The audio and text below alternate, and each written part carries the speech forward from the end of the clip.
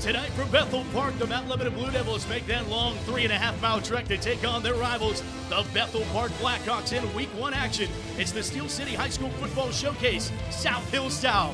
It's the Blue Devils, the Blackhawks, coming up next.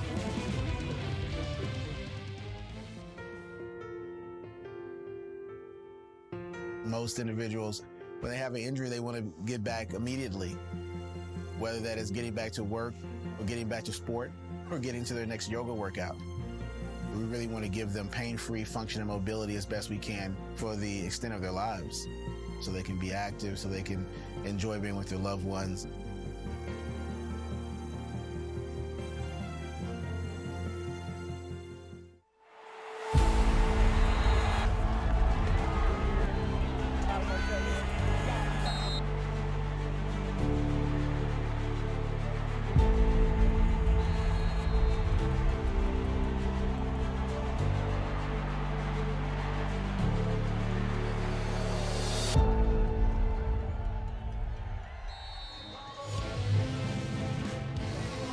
Bethel Park, Pennsylvania, the site of week number 1's Steel City High School Football Showcase. Game of the week presented by UPMC Sports Medicine. It is the Bethel Park Blackhawks playing host to the Mount Lebanon Blue Devils.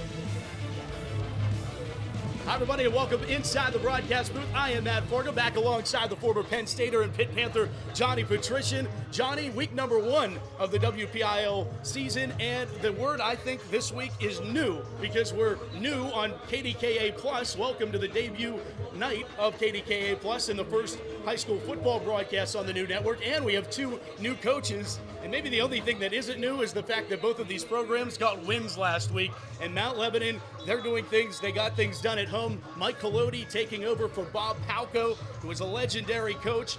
Collodi takes over and he gets a big win at home against Gateway. Meanwhile, for Bethel Park, they have Phil Peckage. He was the offensive coordinator for the last few seasons here at Bethel Park, but he's in his first year as coach. Going to be a battle of first-year coaches here tonight between Lebo and Bethel Park. A lot of new going on tonight, Matt. You're right, but it's our second week together. We're building that chemistry, and I like a clean slate. I like a fresh start, so I'm excited to get back after it tonight. Definitely, and with these two, it's 6A versus 4A, but the rivalry is still that much more intense. 3.5 miles separating these two schools, and I'm curious, Johnny, who are your players to watch? We'll start with the Mount Lebanon Blue Devils. Well, for Mount Lebanon, I want to start with their quarterback, Michael Malone. He's extremely experienced, he's talented, and he's not going to make mistakes. He's calculated, he's a very smart player, and he's going to make all the right plays at the right time. On the other side, for the Bethel Park Blackhawks, who are you taking a look at? I'm looking at Ryan Petrus. He's athletic. He does a lot for Bethel Park. He's the jet sweep guy. He's their deep ball guy, and he has a big responsibility on defense at corner. So he does it all for Bethel Park, and I'm expecting some big plays out of him tonight. Yeah, 14 touchdowns last year in 10 games for Petrus, and he broke his collarbone in the regular season finale. Full go, says coach, in this season, and we're expecting big things out of him. All right, so we get the players out of the way, but now I need to know, what are the keys to victory right now for tonight's game? Well, first off, the keys presented by Nick Chevrolet. Before you buy, give Nick a try. Voted new and used best car dealership in the AK Valley for 32 years straight, right on Route 28. Now for the keys, for Mount Lebanon, you got to establish the run game early. Bethel Park plays a really aggressive cover 4 scheme on defense, and if they establish the run game, then the pass will open up. So the run is really important in the first quarter. And then secondly, I talked to Trey Tipton, my former teammate, the wide receivers coach for Mount Lebanon, and he told me that they got to let the big plays come to them. They can't force it, and with that cover 4 defense they're going against, the big plays are going to come, and when they do, they need to take advantage of it. And for Bethel Park, they have to be disciplined on defense. With that cover 4 scheme I talked about, there's a lot of responsibility, a lot of area for mistakes. They need to read their keys and trust themselves and not fall for any double moves. And also, they got to start fast and finish strong. It's their home opener. It's senior night. They're going to have the energy. They're going to have the momentum, and they got to win the fourth quarter. That's how they're going to get a win tonight. It's going to be a good one for sure. Bethel Park, Mount Lebanon. Do we need to say anything else? Here we go. Lebo, Blackhawk. It's coming up next. The Blackhawks of Bethel Park and the Blue Devils of Mount Lebanon in our Steel City High School Football Showcase coming up next.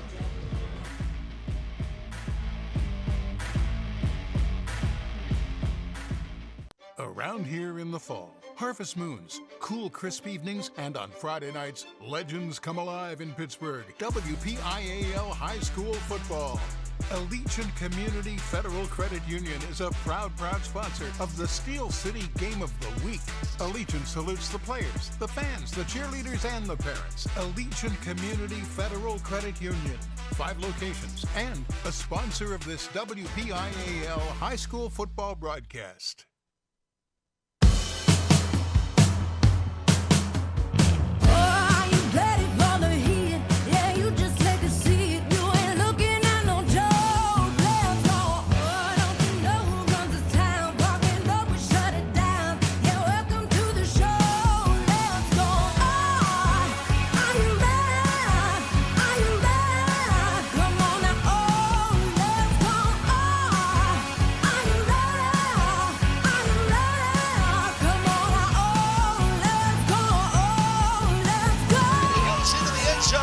Touchdown. When he makes the catch, what a play. Oh, wow. Nobody's going to catch him.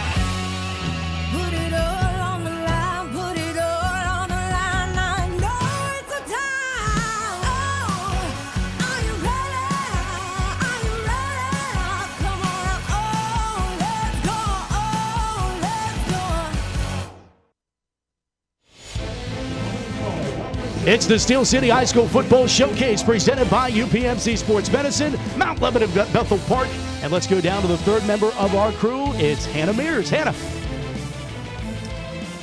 Young and new were definitely the words used to describe both of these teams here tonight, but Bethel Park head coach Phil Pekic admitted people were concerned about losing the 24 starters from that semifinal team, but he was reassured quickly about the young talent on his roster after that convincing win last Friday night. As for Mount Lebanon, last Friday they walked into Gateway with having only 3 starting players with experience. They walked out of Gateway with a win and probably the biggest upset of week 0. Tonight, though, what will remain the same is the style in which both of these teams are going to play. Head coach of Mount Lebanon, Mike Collodi, said when Bethel Park and Mount Lebanon face off, it's going to be a physical game between well-coached teams that are going to come out swinging. He ended by saying, may the best heavyweight win. Matt, JP? All right, well, round 1 is about to begin, and it all starts with our Allegiant kickoff as Bethel Park will have it teed up to send it to the way of the Mount Lebanon Blue Devils. Boyd back to return for Mount Lebanon. And Wetzel puts a boot into this one, and it's going to roll into the end zone to start our ball game off with the touchback, and that means we'll get to see the Mount Lebanon offense first, and it's Michael Malone leading his offense out. But, you know, we're going to see some of Michael Malone, JP, but we're also going to see a steady dose of Patrick Smith as well. Just kind of the chess match early season as we take a look at Michael Malone coming out onto the field for Lebo. Yeah, I'm excited to see Michael Malone. He's a dual threat guy, and when I talked to some of the coaches that I knew on Mount Lebo this week, they talked about how smart he was and how he's a great decision maker, how everything's calculated, how he's not going to make many mistakes. So I'm looking forward to see his performance tonight. Voted amongst his peers, class president. Wow, that's impressive. 4.3 GPA, smart guy. We'll have more on that throughout the broadcast.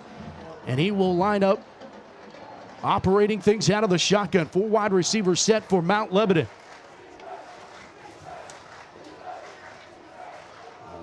Keep it, Will Malone. Malone shakes off one, can't shake off the second. Mitchell Paschal makes the tackle for the Blackhawks, and it's only a gain of 2 or 3 as it will be second down. So, Matt, I talked about the cover 4 scheme that Bethel Park runs, how aggressive it is, and how the biggest threat to the cover 4 scheme is space. And you can already see Mount Lebo, look at the splits their receivers have on the first play, and now again, they're out past the numbers. They're spreading them out.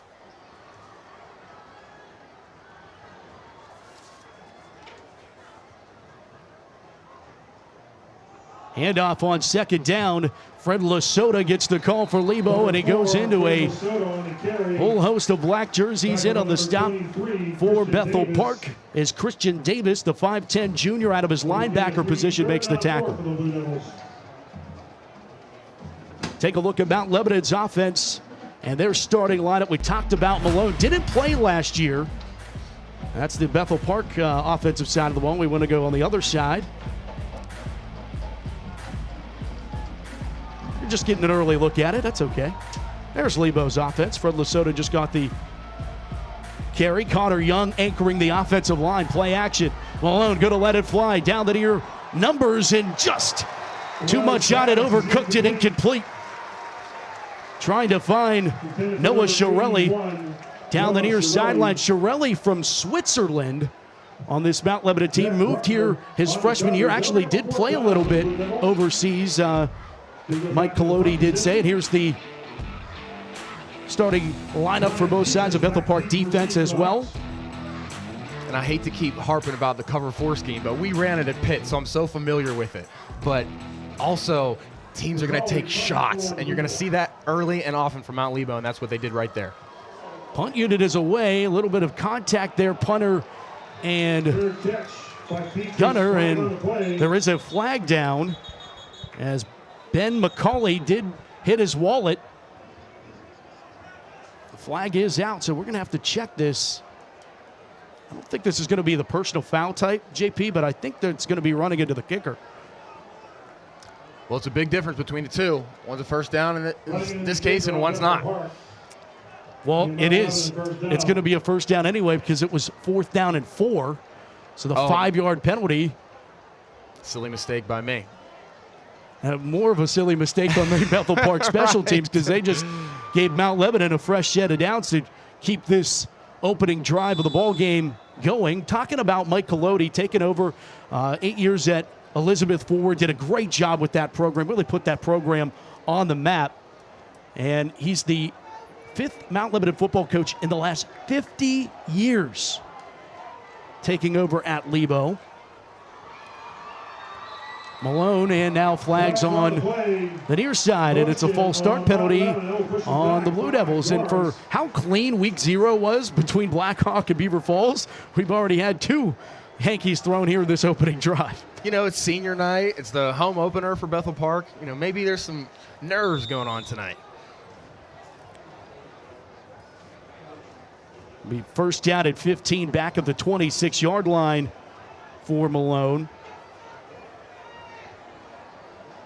Lebo's quarterback from last season was David Shields. Didn't come back to football. He's actually a Major League Baseball recruit, committed to Miami, but sources say that he's probably not going to make it to college, going to be drafted in the upcoming Major League Baseball draft as Lesotho carries to the 30-yard line. Jovian Smith, the defensive end sophomore for the Blackhawks, makes the tackle in a injury now. One of the Blue Devils down starting offensive lineman Jackson Kramer is down as the athletic training staff goes out to tend to him. UPMC Sports Medicine athletic training staff, I will also inform you.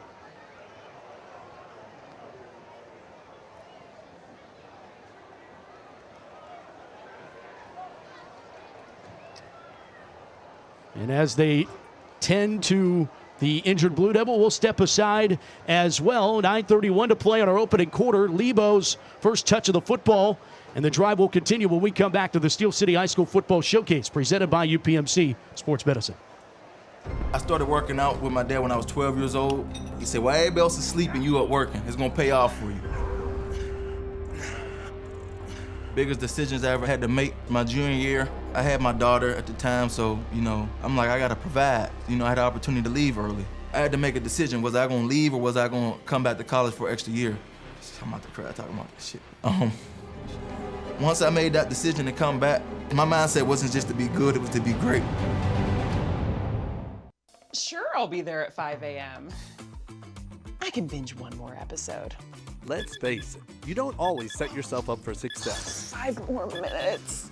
Where are my work shoes? But GBU Life makes it easy with life insurance and annuity products to help secure your future, so you have the freedom to do more of what you love. Congratulations!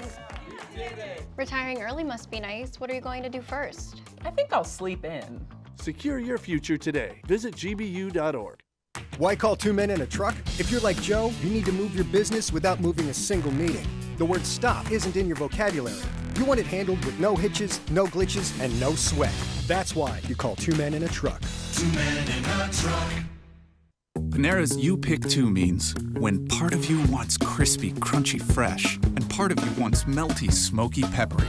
Both yous win big. You pick two and get more. Cater your next event with Panera. All right, second down coming up out of the injury. Be second down and 9 at the 32-yard line for Lebo. Malone from the pistol formation. Fake the handoff, roll it out, dump it off to Beckham D. First catch for Beckham D. And D has a Mount Lebanon first down. The Air Force commit. Fresh set of downs. Get the chains rolling and take advantage of the fourth down penalty.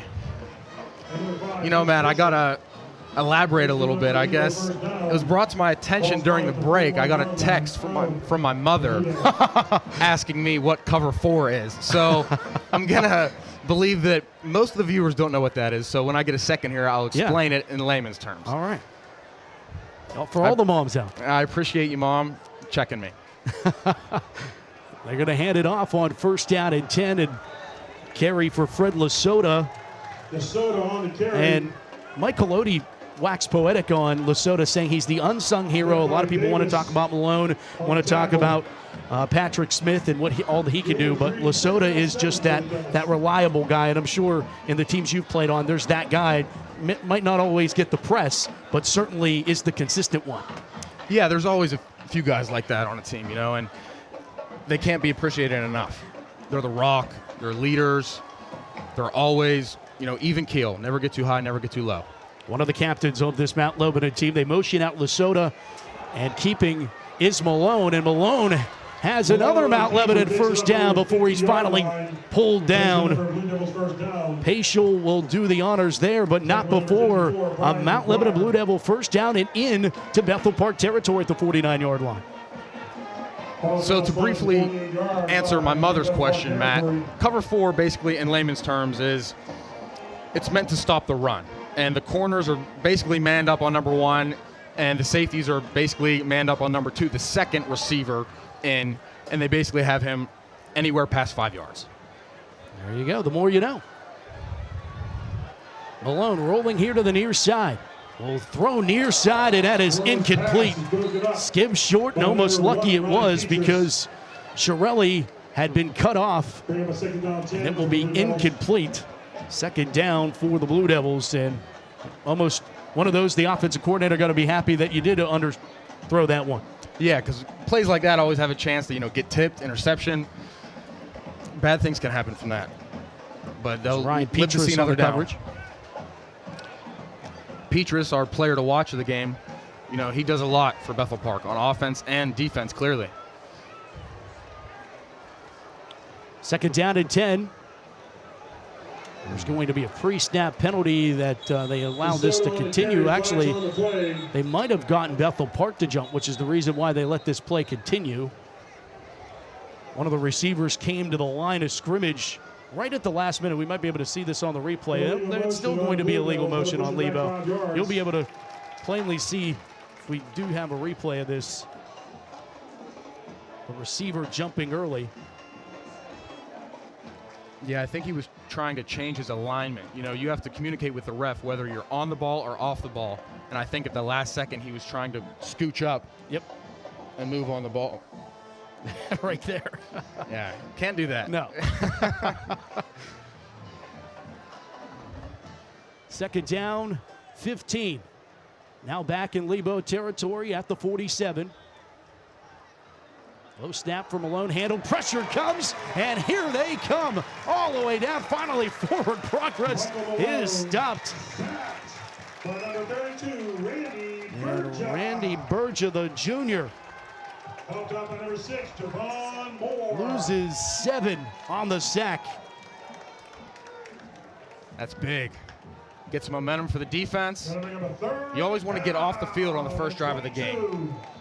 You never want to let up points on the first drive from a defensive perspective. Especially when you extended this opening drive anyway with a penalty. Exactly. Great point. Under 7 minutes of play, opening quarter. Lebo's the only team that touched the football to this point. Senior night here at Bethel Park, a little South Hill showdown, 6A versus 5A. And a timeout taken by Mount Lebanon. Mike Colodi calling out the timeout. Was mentioning Mike's record at Elizabeth Forward, 56-24 in 8 seasons. And I asked him, I said, was it an easy decision to leave? And I mean, you've been there, you built a program.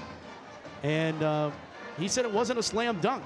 2 conference championships at Mount Lebanon, and was able to win 4 in his time. And Hannah Mears has more down on the sidelines.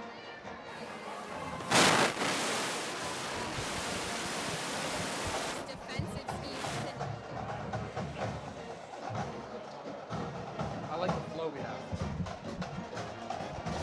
All right, sorry, technical difficulties there. Apologize for that. We'll get that figured out, get back to Hannah. But kind of building on the Colodi moment, Pearl High School graduate, played collegiately at Muskingum University in Ohio, and teaches in the South Park School District. Matt, you mentioned there was only 5 Lebo coaches in how many years? 50. That's Screen impressive. pass set up. They hook it up with Lesota, and Lesota weaving his way, eating up those lost penalty yardage, lost sack yardage, and was able to get it back into at least Bethel Park territory to the 49-yard line. Gonna bring up a 4th down for the Blue Devils.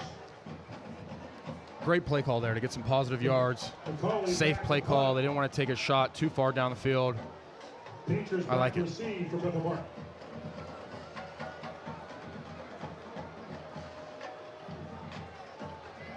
Punt unit on one more time for Lebo. Ben McCauley gets this one off, and no one interfered with him this time, so Bethel Park's offense will take the field for the first time tonight. Long time, 6 minutes, half of the first quarter already gone, JP, no score, and BP's offense first time. How did you react offensively when you didn't get out there on the field all that long? You've already gone through warm-ups, went through the anthem. It's now been almost an hour since you warmed up. Yeah, you got to stay loose. And more importantly, you got to stay mentally engaged. When you're waiting for a while, you can start to not doze off, but think about other things. Check your phone. Like, what are you doing? But the coaches keep you engaged, and they're constantly talking about checks and changes that we need to be aware of. There's Tanner Pfeiffer, 10 of 14, a touchdown last week. Rolling here to the near side, Pfeiffer slinging it and incomplete. He's trying to hook up with Berga, Randy Berga, who made that tackle just 2 plays ago. Defensively, trying to make a play offensively, in and out of the hands, incomplete. Great read right there by Lesota. He read that pass from a mile away and came up and stopped it before it could even take place. Pfeiffer checking the near sideline. Getting the signals. Phil Peckage, the head coach and the offensive coordinator for the Blackhawks, calling plays as well. Hand it off, and it's Javon Moore. Moore carries for a yard, no further. Gain of 1, 3rd down 9 for the Hawks. Connor Young comes up to make the stop for Lebo. Correction, that was number 6, Javon Moore on the carry. A 3rd and 9 here, Matt. They got a decision to make. Do they want to take a chance and throwing it downfield in their own territory, or play safe? We'll see how much they trust the quarterback. 3rd down 9 from the 24. Lebo shows blitz. Pfeiffer will check the sideline. As everyone does a check with me, trips to the near side. Pfeiffer goes back to pass. Pressure comes, and everybody's breaking free. And the man who gets him is Metzger on the sack for Lebo. Both teams getting sacks early. The defensive lines are active. Lebo had 5 sacks last week in their win over Gateway. And that'll rent space in a mind of a quarterback. Oh, yeah. They think twice about that. Punt is away. Petrus doing the punting duties. Shirelli on the return as a flag comes flying in. At the 45-yard line of Bethel Park is where Lebo's second offensive series will begin. When we will check this flag. It was a great job by Shirelli to get positive yards there. It didn't look like he'd be able to get anything. The coverage seemed to be pretty good, but did a stellar job at making something out of nothing. How important is this for momentum sides of things, JP? You know, both teams, huge wins last week. You know, Bethel Park, first-year head coach Phil Peckage, they go on the road. They take down North Hills. Tough place to play at Martirelli Stadium. You've done it many times. Mount Lebanon on the other side of things. They get a big win at home, home opener, beat Gateway, number 1 ranked team in 5A. That's an impressive time. How do you keep momentum going here now in week 2, knowing that what you're building off of? You know, this is definitely a bigger test as these two teams know each other really well. They're close in proximity. So tonight we're going to find out who's a pretender and who's a contender. So I don't know if I answered your question exactly, but I guess we'll find out. First down and 10 for Lebo. They're back to work at the 42-yard line. And it's just a quarterback keeper for Malone. And a flag's come a-flying. That Lebo offensive line, we're talking about Captain Connor Young, who's a Navy commit. Bovino, Tabak, Metzger, who had the sack. He's playing 2 ways for the Lebo. And Jackson Kramer. And now the official's going to sort out another penalty. We've had our fair share here in the first quarter. This is the 4th one, I believe. I think that's more than we had all last week. I think you're right. It's a personal foul face mask penalty on the Hawks. See if we can see what happened here. Oh, yeah, just a little. Oh, my goodness. Oh, wow. Yeah, that's... I don't know how we missed that. I don't know how we missed that from up here. Oh, my. That is the definition. Well, Matt, my first key to the game, we talked about pregame for Bethel Park, was being disciplined. And so far, they're shooting themselves in the foot with these penalties. First down and 10 from the 39-yard line for Lebo. And we're seeing Patrick Smith for the first time at a quarterback. He throws it, and it is well short of an intended receiver, incomplete. For 14, Patrick Smith.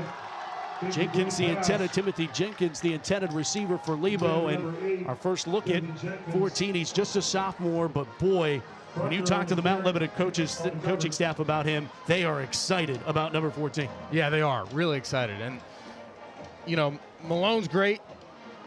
Everybody respects him, great leader. But they're excited about this guy, too. And that's, you know, there's room for both of them right now.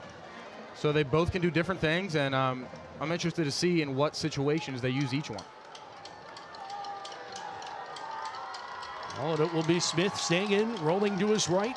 Smith still rolling, thinking about taking off and run with it. And that's a good decision as another flag comes flying in. Patrick Smith on the keeper.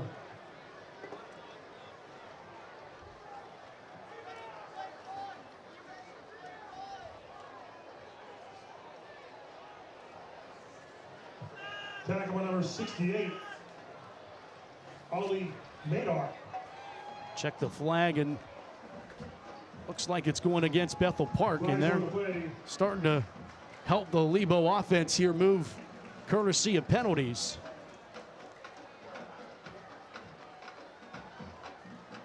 All unforced, too. Oh, nope, this one's a returning of the favor. Walk of the back on Lebo. Well, they're trading sacks. They're trading penalties so far. And Mount Lebo started this drive with some decent field position, but I think they're going backwards so far. We were talking about last week. Lebo rushed for 207 yards and 2 touchdowns last week combined as a team. So it's second down and 20. Smith, the keeper, trying to avoid it, and he cannot. Slicing in, Jonathan Smith, the sophomore, out of his defensive end position. Yeah, they haven't had too much success with the run game so far, Matt. Third down and 20. And now they got third and forever. Smith trying to make a move on Smith and could not do it. Smith on Smith there. The last time Lebo was in this same situation last drive, they ran a screen on third down, so let's see what they do here. Third down and 20. And Smith will keep it on the design run play and go to the 45-yard line. It's pretty conservative on third and long and bring up fourth and long. You know, they're playing the field position game, and that is okay, Matt. That's great. Most of these games are decided on field position. I don't think people realize how big of an effect that has on the game as a whole. Yeah, remember last year these two teams played to overtime. Bethel Park won on the road at Lebo in OT. Fair catch is called for by Petrus. And we will step aside, and when we come back, BP's offense back on the field. Week 1 across the WPIAL. It's the Steel City High School Football Showcase presented by UPMC Sports Medicine. Pittsburgh. Its long and proud heritage is beautifully preserved in the awe-inspiring buildings that surround it. In the places where we live, where we worship, and where we play. One company has been awarded the challenge of restoring all that great heritage for nearly 75 years. Mariani and Richards, restoring the heritage, preserving the pride. Maya, can you come in here, please? Yeah, Dad, what's up? Is that your brother on the TV? Yeah, that's my brother. It looks like it's tonight's game. But how can that be your brother? I have never missed a single game. We couldn't go tonight. Remember, you broke your foot. Right. Well, I don't know who's putting on this production, but without them, I'd be missing this.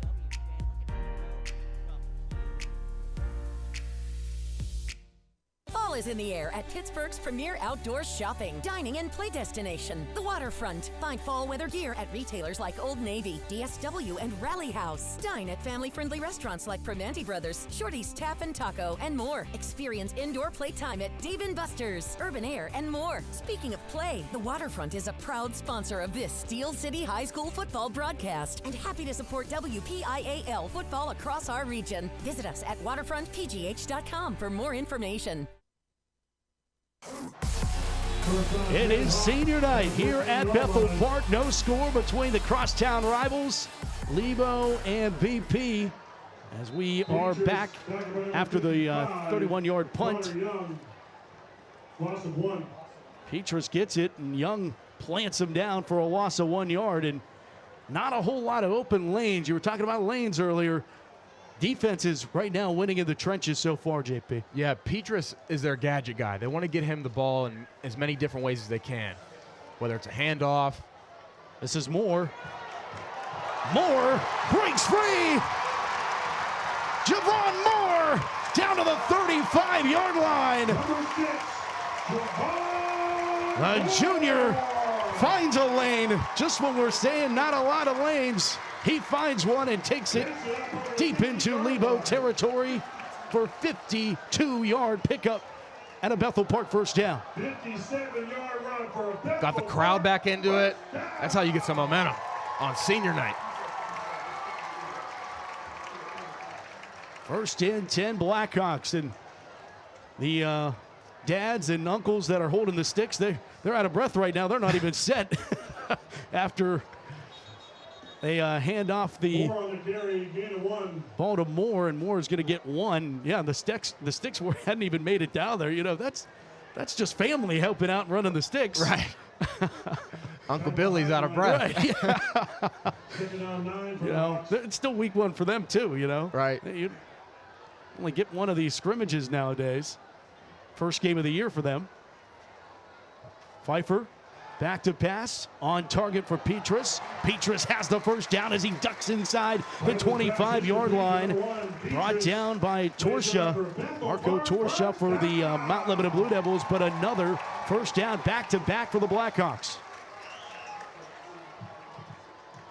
And they're trying to get Petrus touches in as many ways as possible, like I talked about before, and as often as possible. The more touches he gets, the better. All rests at the 25-yard line. Most sign of life we've seen it out of either offense to this point as Pfeiffer goes from the shotgun.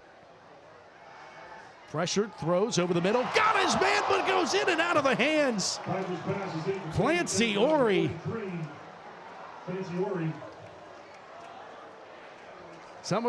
We said it last week, JP, some of those are the hardest ones to catch. The hardest one to catch. He knew he had a touchdown. He was about to strike the band up.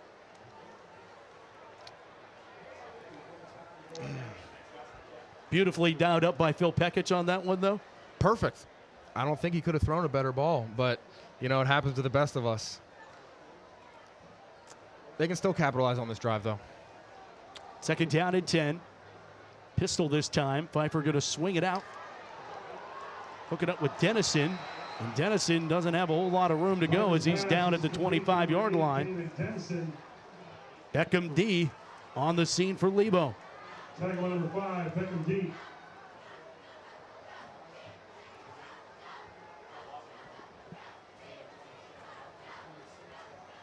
It's huge for Lebo to get off the field here on third down because they're pretty far out. I don't know if they could kick a field goal from here.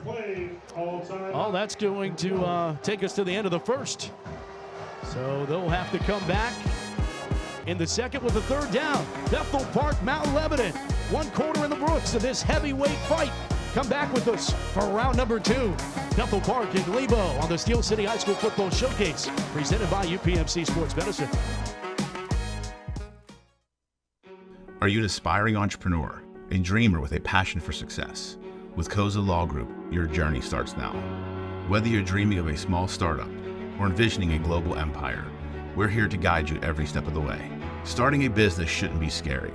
It's about embracing the spirit of innovation, taking calculated risks, and believing in your potential to make a difference.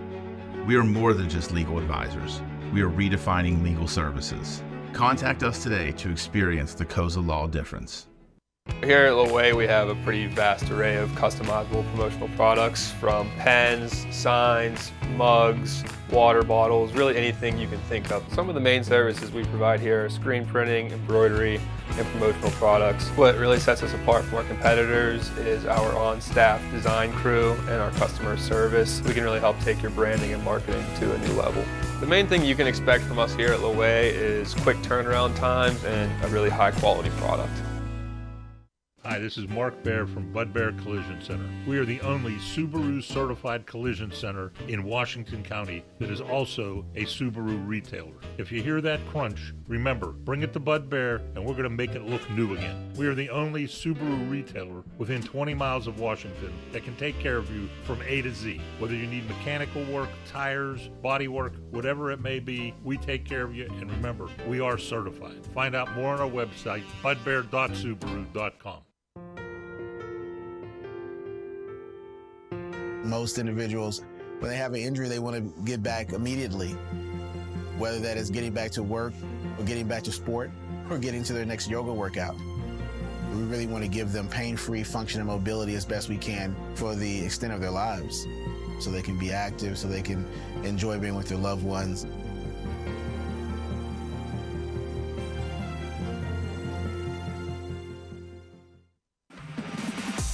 High above Blackhawk Stadium here at Bethel Park.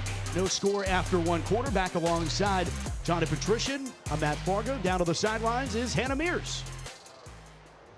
One thing you're going to notice about this Bethel Park team is Coach Pekic said there's a college feel to our program. He created a leadership committee with 12 members that meet up weekly with coaches to get opinions, and they also use Catapult GPS software that they upload daily to create player profiles and see where these athletes are and how they're handling workload. On top of that, the weight room is also a very college-oriented program. JP, any insight to your college programs as to what maybe we can expect from Bethel Park?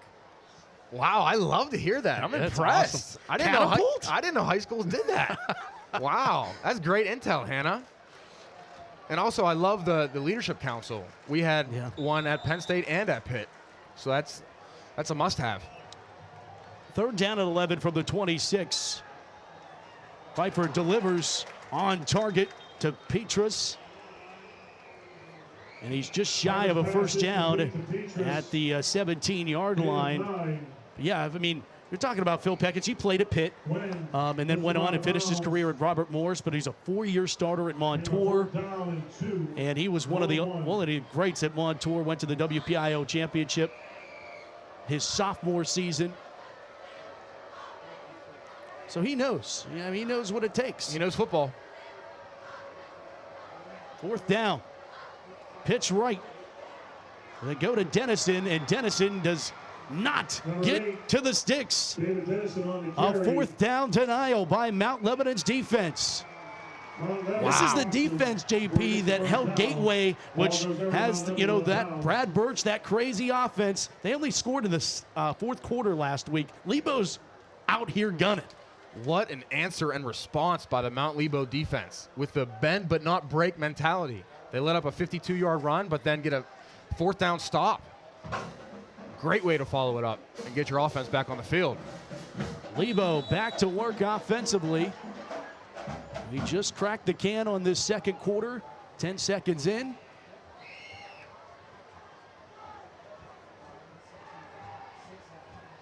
They'll hand it off. Beckham D getting the carry up to the 20-yard line. Forward progress will grant him.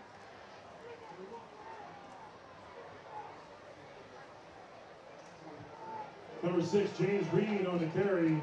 Peaches on the tackle. It'll be 2nd down at the 20-yard line for Lebo. That 4th down stop is a really big momentum shifter. I'd love to see Mount Lebo capitalize on it here.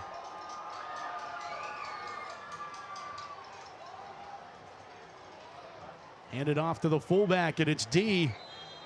Beckham D carrying for a Mount Lebanon 1st down, and it's not pretty. It might not make Carlo Zofko's halftime show the top 10 plays of the week, but it is still effective, and it's a 1st down. Right, not too flashy.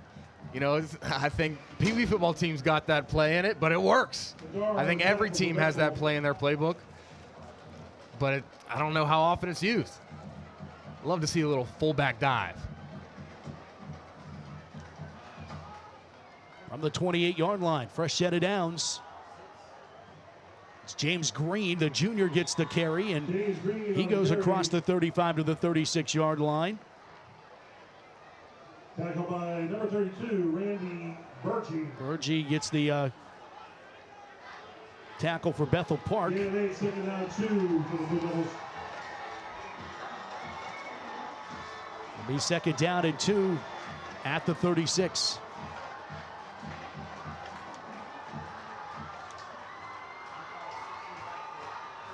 No score, Bethel Park and Mount Lebanon. Lebo with the football right now. Back into the belly of D. And he'll weave his way forward. Another Lebo 1st down. So, Matt, we're seeing the first true adjustment of the game from the Lebo coaching staff. Their first 2 drives, they came out and spreaded it all out. All their receivers were outside the numbers in their alignment. And now they only have 2 receivers on the field. They were in 12 personnel there with a fullback and a running back in the backfield. So clearly they see something they like. That was James Green, I beg your pardon, on that carry to pick up the 1st down for Lebo. You're either getting 5 or 6 in the backfield right now for the Blue Devils. It's a handoff. This time it's 4. Fred Lasota. On the carry, gain of 2, 2nd down 8. Tackle number 32. Berja again on the stop.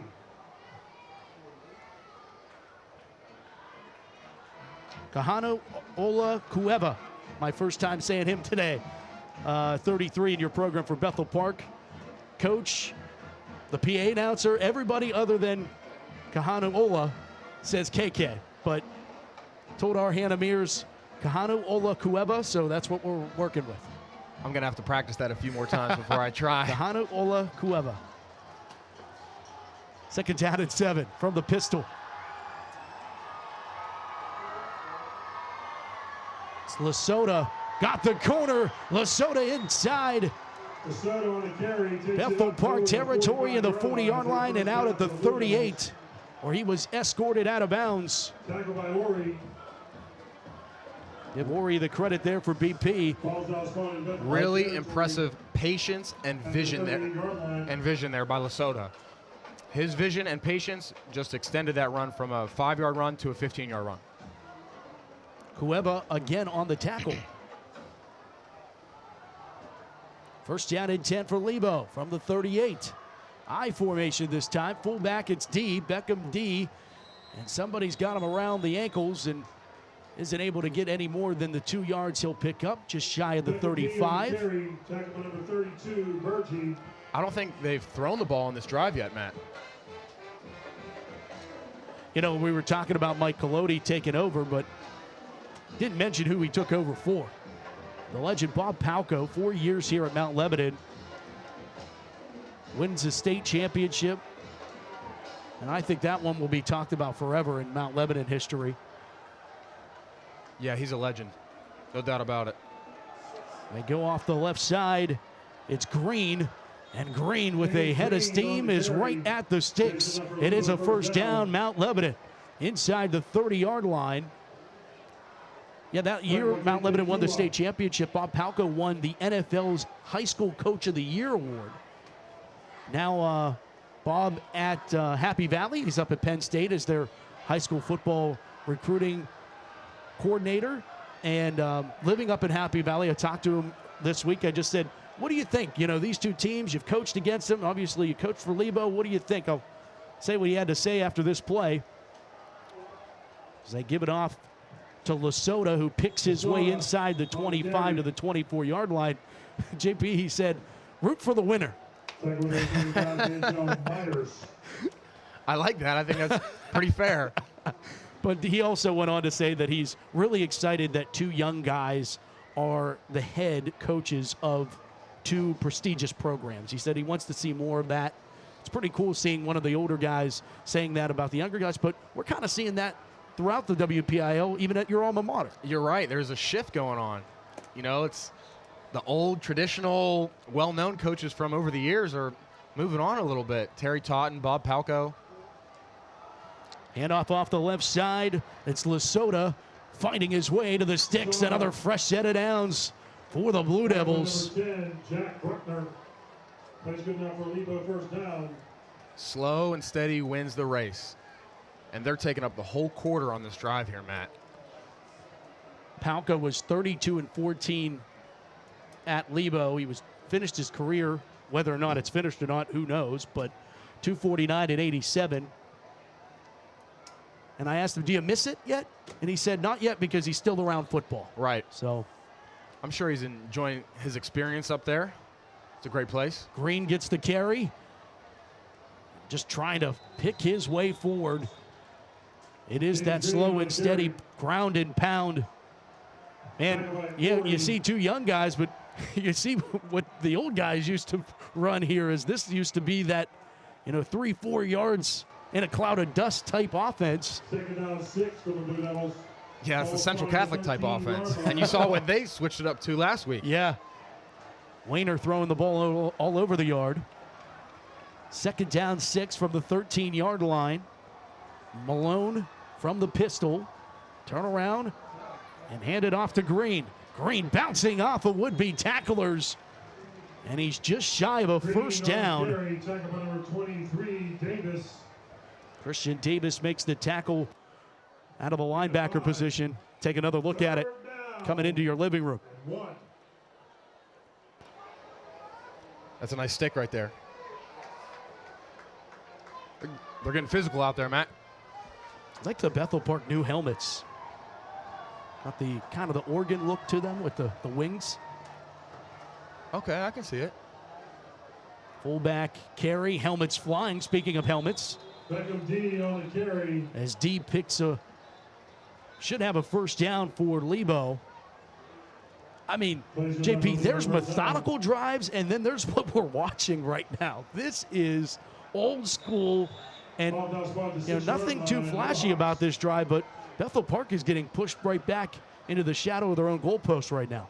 It's not flashy at all, but it is a statement. And everybody on the Bethel Park sideline knows that Mount Lebo is just marching right down the field.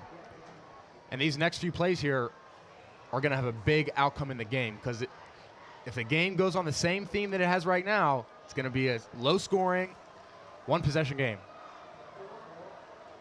Give it off to Lasota. Lasota on the carry. He's finally stacked up. Back up by number 23, Christian Davis. Whole host of Blackhawks in the tackle there. Bruckner, Davis.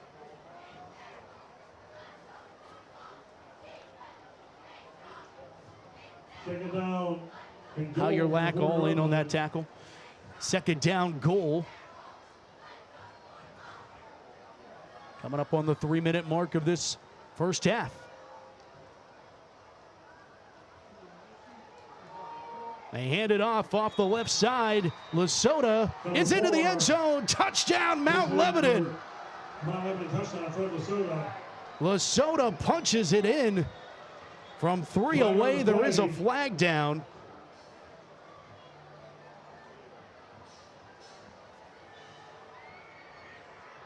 Looks like this is going to go against the Blackhawks, though.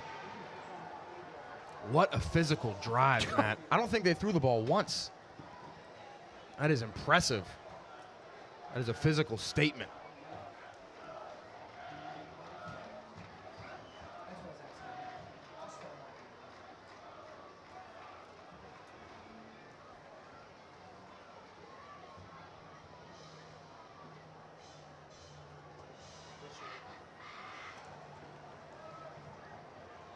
Phil Peckage was getting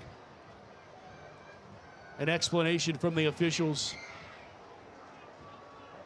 Touchdown is good. And then an unsportsmanlike penalty on BP. And those are the killers, because it's killing your response to what just happened. Yep, and you just wait, Matt. I know I talked about them running a lot, but now against that cover 4 style defense, now that they've established the run, they're going to start taking shots, and they're going to be open.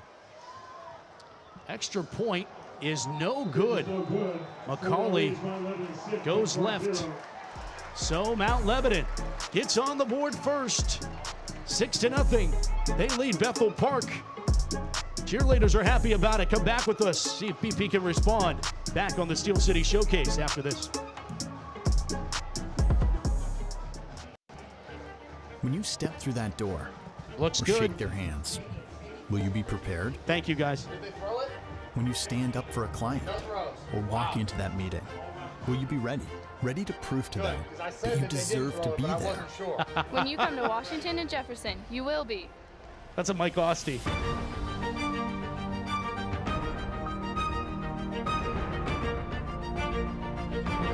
Washington and Jefferson College. Are you ready? Panera's You Pick 2 means when part of you wants crispy, crunchy, fresh, and part of you wants melty, smoky, peppery. Both U's win big. You pick 2 and get more. Cater your next event with Panera.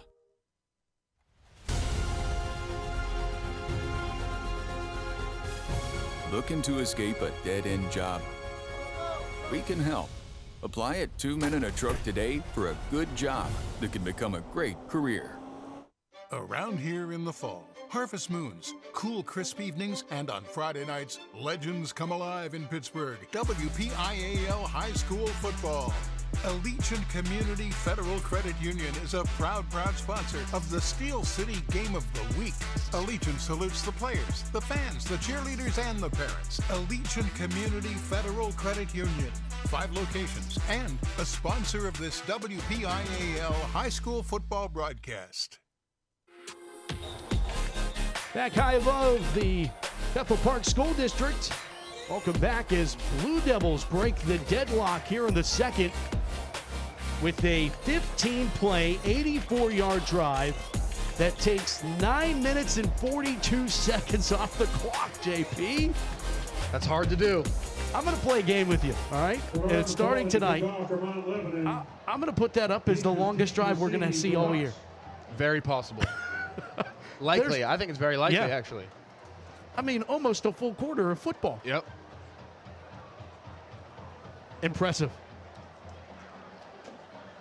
And it all started from the 4th down stop. Correct. Yeah. So that sparked the momentum for them. Look at that. And they'll be kicking back at the 25-yard line because of the unsportsmanlike. And this is going to go, out of bounds. I thought it might run the near boundary, but it doesn't. It goes out. So legal procedure on Lebo. And this will be Bethel Park's offensive drive. Back alongside Johnny Patrician, I'm Matt Fargo. Hannah Mears is down on the sidelines. Our JRM production crew. You know, as a returner, Matt, that you just pointed out, that is the most nerve-wracking thing. When the ball bounces, you let the ball bounce. When you think it's going to go out of bounds, and then for a split second it looks like it might not, that is scary. You don't want to go back to the sideline if it doesn't go that way. Yeah, right? Disaster waiting to happen. And especially for Ben McCauley, because the special teams coordinator is his father. Oh, wow. So that throws a different element into it, right?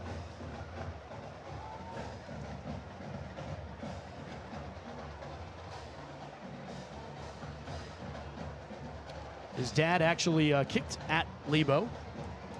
Was a holdover. He was on Bob Palco's staff last year as well. Love that. I think it's really important to have alums of the school on staff. Sure. No doubt. They got a little bit more pride, you know? Got some University of Pittsburgh grads on the staff as well. Yep. Well, you have to have one of those. Is that written somewhere? It's a must-have. It's a rule. All right, so they're going to make them re-kick this back at the 20. BP hoping for good field position out of this. Line drive kick. Bouncing. Petrus picks it up, 25. Good coverage. Shy of the 40-yard line, and from kicking from your own 20, that's probably best case scenario if you're Mount Lebanon. You're 100% right, Matt. The hardest thing to do running down on kickoff is when you're running full speed and you're the first one down there. You're the first one that has a chance to tackle the returner, and you make the tackle.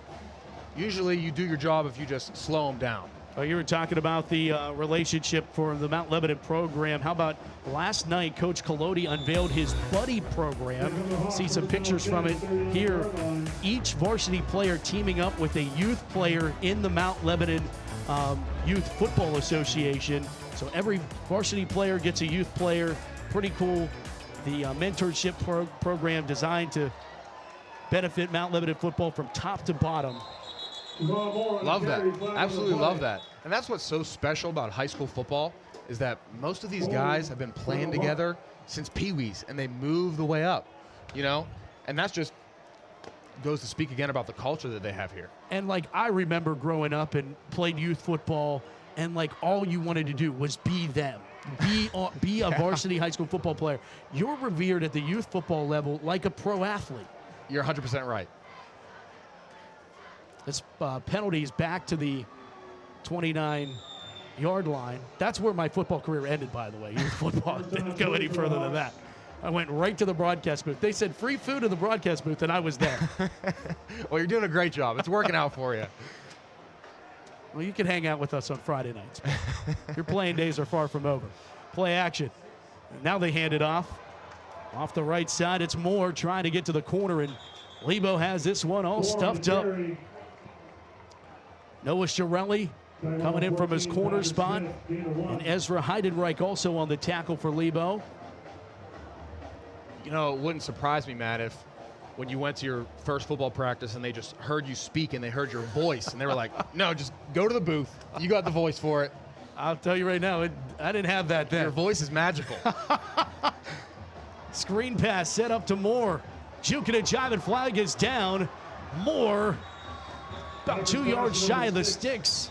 But I have a feeling it's not going to stand, as this one in the area typically of holding.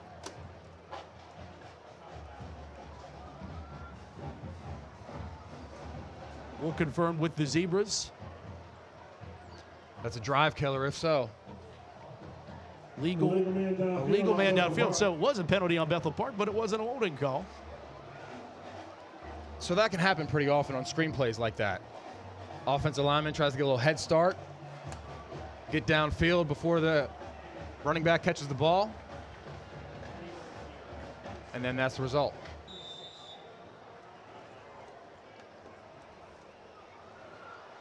Second down, 23 for the Hawks. Ball spotted.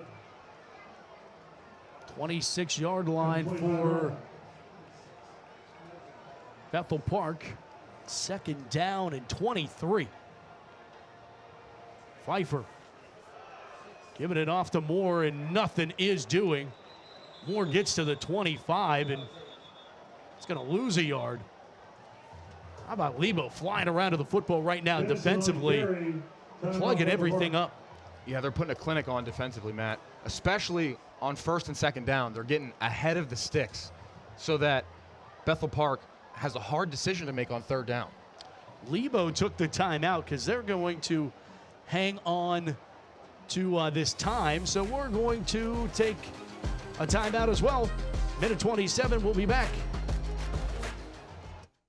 I started working out with my dad when I was 12 years old.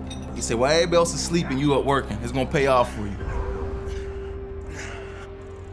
Biggest decisions I ever had to make my junior year. I had my daughter at the time, so, I'm like, I gotta provide. I had the opportunity to leave early. I had to make a decision. Was I gonna leave or was I gonna come back to college for an extra year? I'm about to cry talking about this shit. Once I made that decision to come back, my mindset wasn't just to be good, it was to be great.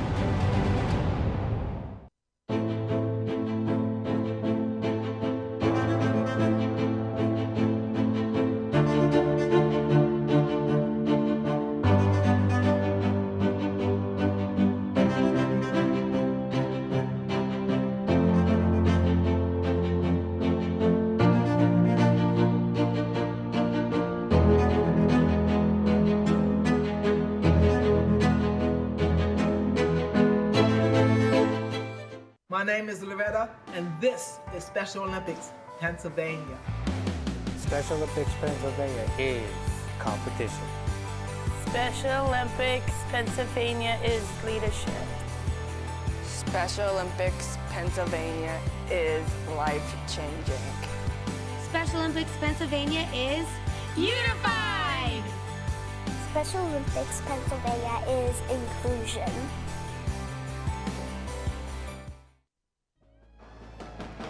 And we welcome you back to Bethel Park on KDKA Plus, the first day of the new KDKA Plus.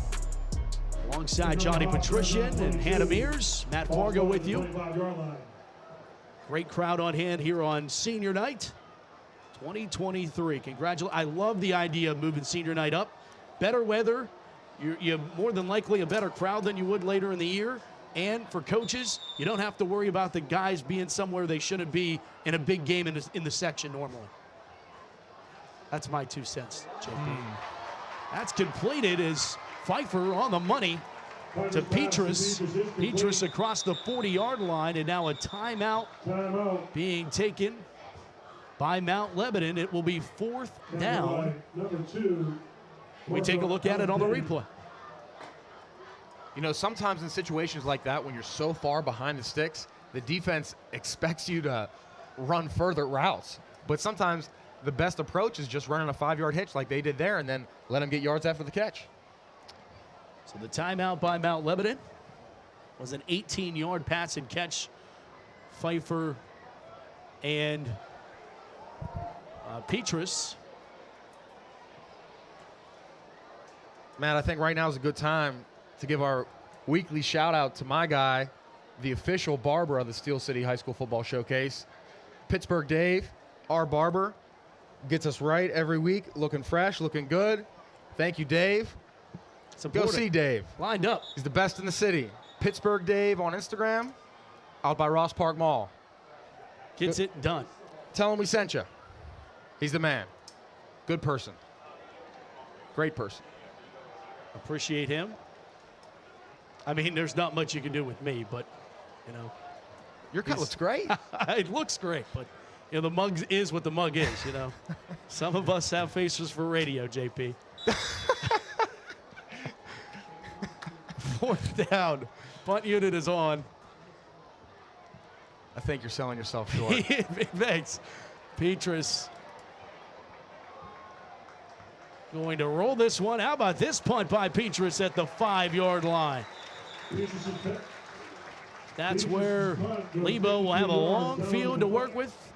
And we are going to send it down to Hannah Mears. Yeah, do you guys know what else Mount Lebanon has to work with? Is their academics off the field. Coach Collodi said, I can say this confidently and proudly that no senior I have has under a 3.5 GPA. And Michael Malone has a 4.83 GPA with aspirations of working at NASA. Coach Collodi joked saying, these kids were telling me about classes that they take. I didn't even know they existed, guys. Wow. I never played on a team that had anything close to that, like that. I mean, Malone wants to get into NASA after college. Earlier I said he was a smart quarterback. I didn't know he was that smart. That's impressive. I didn't even know you could get a 4.8. I think it went that high. You know, JP, I did get a 4.0 when I was in school, though. Oh, that doesn't surprise me at all. I had a 1.0 my freshman year, a 1.0 my sophomore year, 1.0. Isn't that how that works? It also doesn't surprise me you'd say a joke like that. It's the dad joke of the night. Yeah. Yeah. Shout out to the late Randy Cosgrove for that one. Second down for Mount Lebanon. Second down and 7 after the pickup of 3. I formation, fullback dive play. Pick his way forward just shy of the first down sticks. As Beckham D. I mean, can leap. Here's the thing, though, JP. They don't have enough time to do what they just did. Right. they're gonna run out of time. But I think they almost might be comfortable with taking it to the break up 6-0. I agree. I think so. One-score game, but Bethel Park hasn't even. I guess they did come close to scoring, but all their drives have stalled out, other than the one that they got stopped on 4th down.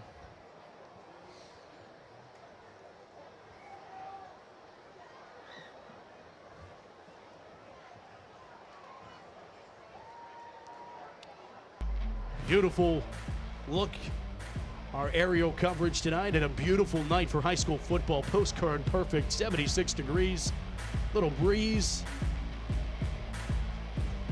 on the first night of September here in Leicester, Pennsylvania. So back to your point about the senior night being the first home opener. I had a feeling you had a different opinion here. I want to debate it a little bit. When I first found out they were having senior night tonight, I didn't like the idea. But once I heard your rationalization, I agree. Better weather. There's going to be more people at the game. Right. But it just feels weird sending seniors their congratulations the first home game of the year. And you know what? Phil Peckage had a great comment about that. He said, we're going to give them a senior season rather than a senior night. Well, I walked into that one, huh? I thought that was a great point. Maybe I'm too predictable. They go to Fred Lasota. Lasota picks his way, and now it's 4th down. Now Bethel Park, they're saying, wait a second, we might be able to get the ball back here with a couple seconds and something to do with it. And let's take a look. We want to thank our Steel City High School Football Showcase sponsors. Of course, presenting sponsor UPMC Sports Medicine. We'll have an interview coming up at halftime. Hannah will, by Allegiant Community Federal Credit Union, by GBU Life, 2 Men in a Truck. Koza Law Group will pick out the offensive and defensive lineman of the game.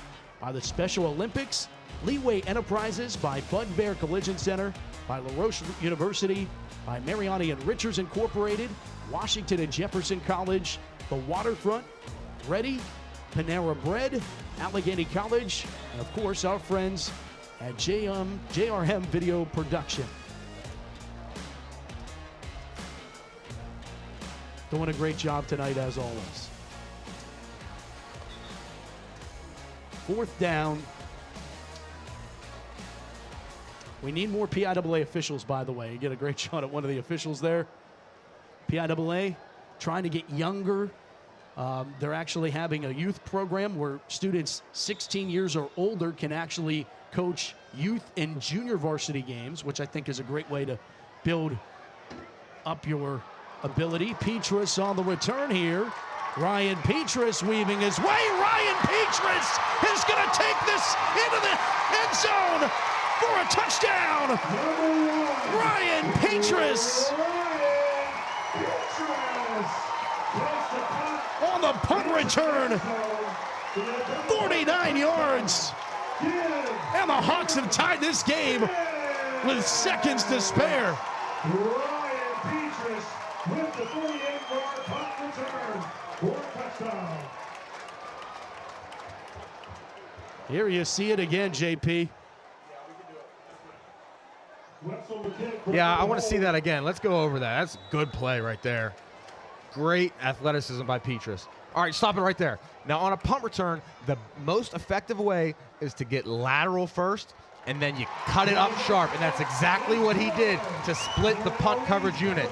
Makes that sharp cut there, gets vertical, and the rest is history.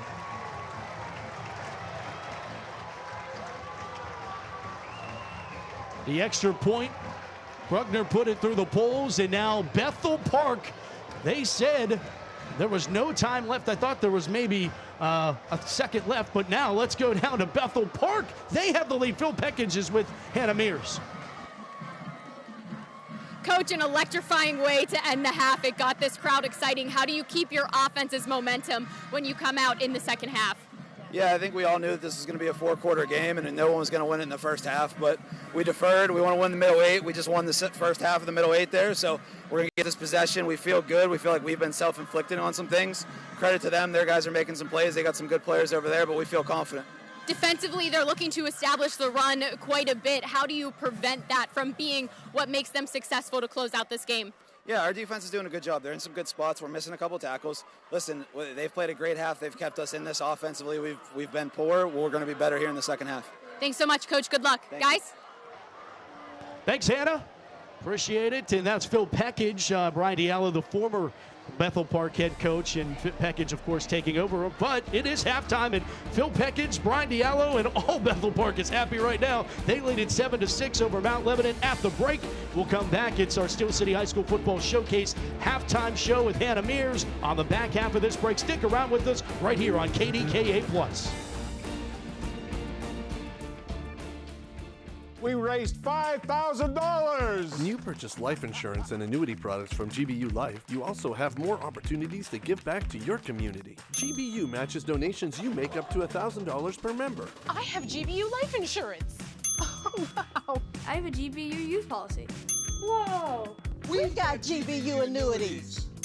Hey! Our $5,000 just turned into $10,000. That's a lot of big checks! Find out more at gbu.org. La Roche University set me up for success. When I went to La Roche to visit, it stole my heart. I transferred to La Roche because my original school just didn't work out. La Roche, I was able to be on the basketball team. They had majors I wanted, and financial aid and their assistance helped out a lot. La Roche students have access to it all: the culture and connections in Pittsburgh and a residential campus in the North Hills. Tour campus and you'll receive a $250 visit grant. Learn about our fall events at laroche.edu. Most individuals, when they have an injury, they want to get back immediately, whether that is getting back to work or getting back to sport or getting to their next yoga workout. We really want to give them pain-free function and mobility as best we can for the extent of their lives, so they can be active, so they can enjoy being with their loved ones.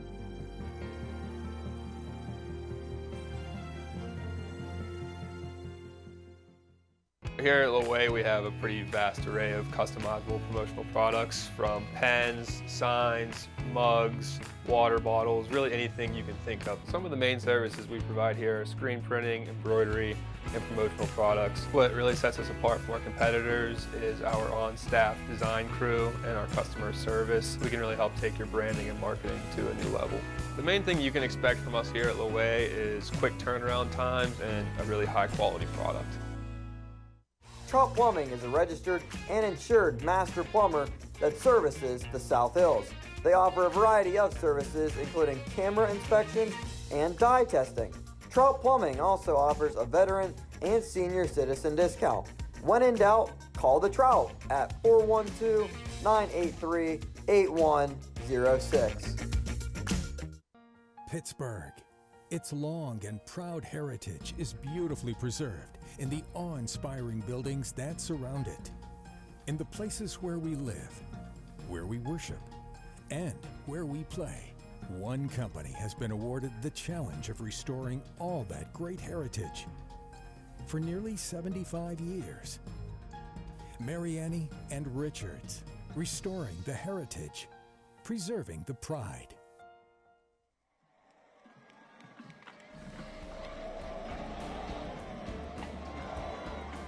Welcome into our Steel City High School football halftime show presented by UPMC Sports Medicine. I'm Hannah Mears, and with just seconds left in the first half, Bethel Park finally put points on the board and now leads Mount Lebanon 7-6. We've got a 1-point game, and you can already hear around me these student sections are pumped up and ready to see which team is going to take home the win in week 1. There's nothing like the sights, the sounds of high school football. We've even got the bands behind us right now. But back in week 0, there's nothing like the top plays. And we have our WPIAL Insider halftime for you, where Carlos Zovko, the WPIAL Insider himself, is about to break down his top 10 plays from week 0. Take a look.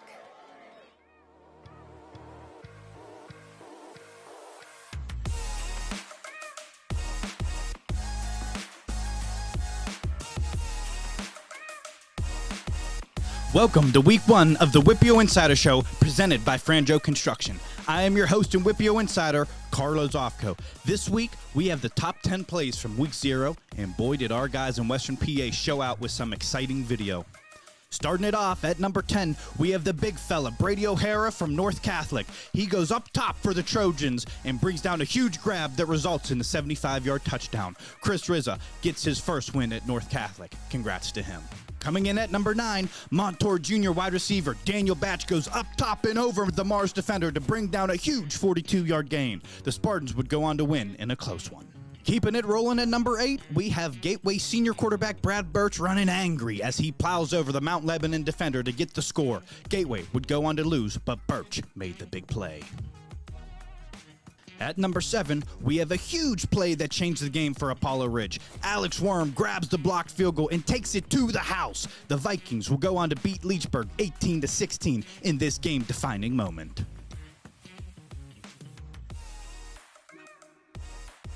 At number 6, Coach Mike Junko dials up the flea flicker, and it's the sophomore sensations Ethan Hellman and Bryce Jones making the big play. The Panthers come from behind and take one against Norwin, 24-21. It's time to take a break and give a shout out to our sponsor, Franjo Construction. Franjo Construction, Western Pennsylvania's leader in commercial construction. Nestled in the heart of Homestead, Pennsylvania, this family-owned business is a beacon of trust and reliability. Recognized as the industry's go-to general contractor, Franjo isn't just about building structures, it's about building relationships. Every project is unique, and their integrated approach ensures your visions come to life, executed perfectly. As a rapid-growing organization, Franjo is dedicated to seeking the best talent who thrive in a fast-paced and challenging environment. Franjo values the importance of craftsmanship and strives to employ the individuals who prioritize enhancing their professional careers as well as themselves. Franjo offers top-notch training that ensures your success. Become part of the Franjo family and reap the advantages of competitive wages, 401k, excellent benefits, and paid time off.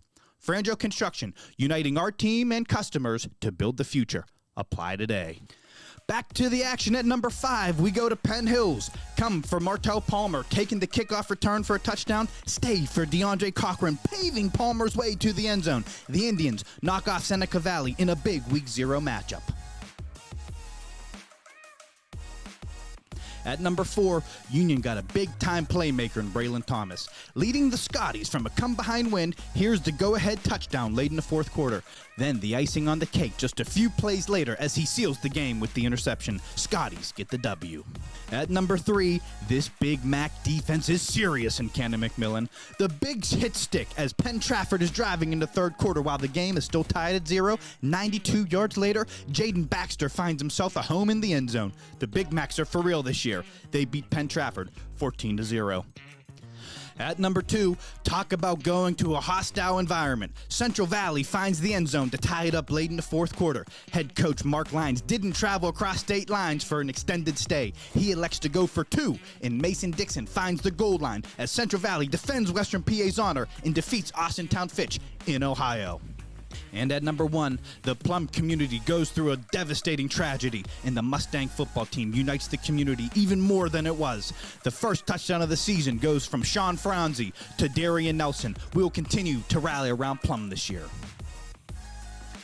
Thanks for tuning in. This is the Whippio Insider Show, presented by Franjo Construction. I'm your host and Whippio Insider, Carlos Ofco, and I'll be seeing you next week.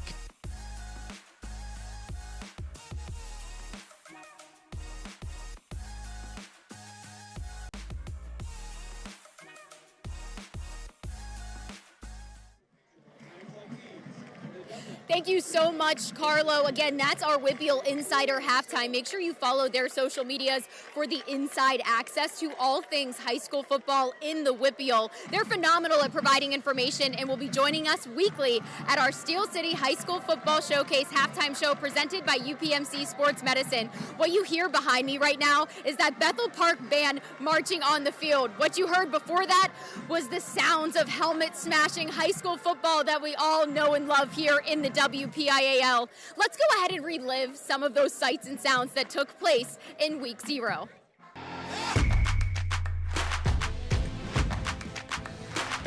Tonight from Beaver Falls, we lift the lid on the 2023 high school football season as the Blackhawk Cougars take on the Beaver Falls Tigers.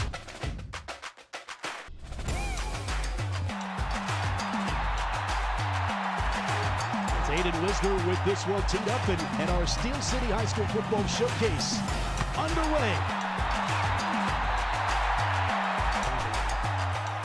Handed off the left side. Buford's into the end zone. Touchdown Beaver Falls. 24 yards.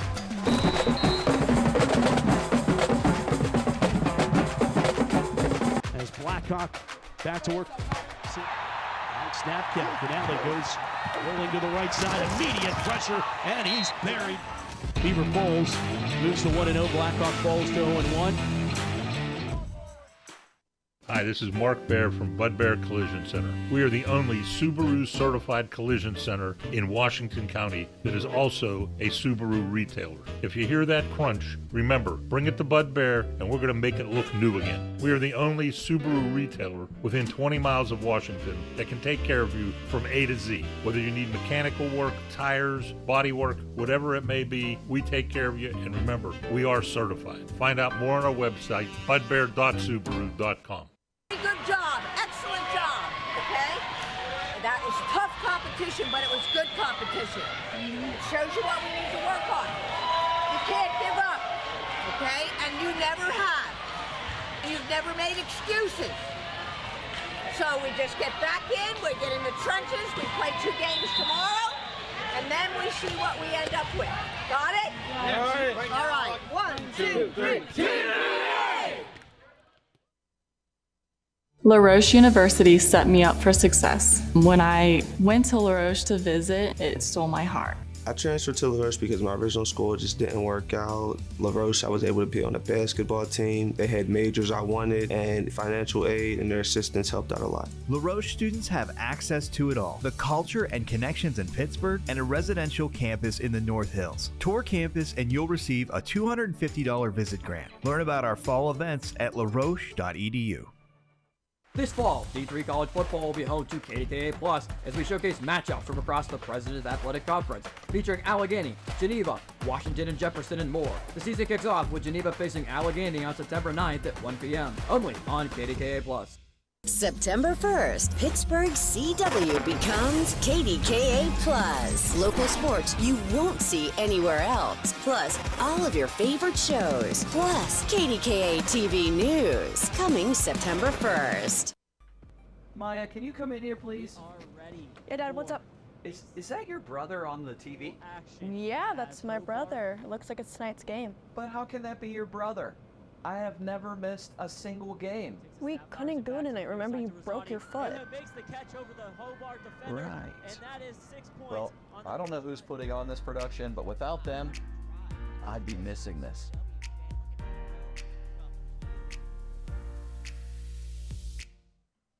Are you an aspiring entrepreneur, a dreamer with a passion for success?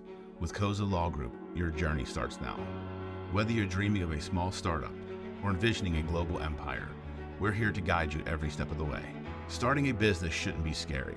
It's about embracing the spirit of innovation, taking calculated risks, and believing in your potential to make a difference. We are more than just legal advisors. We are redefining legal services.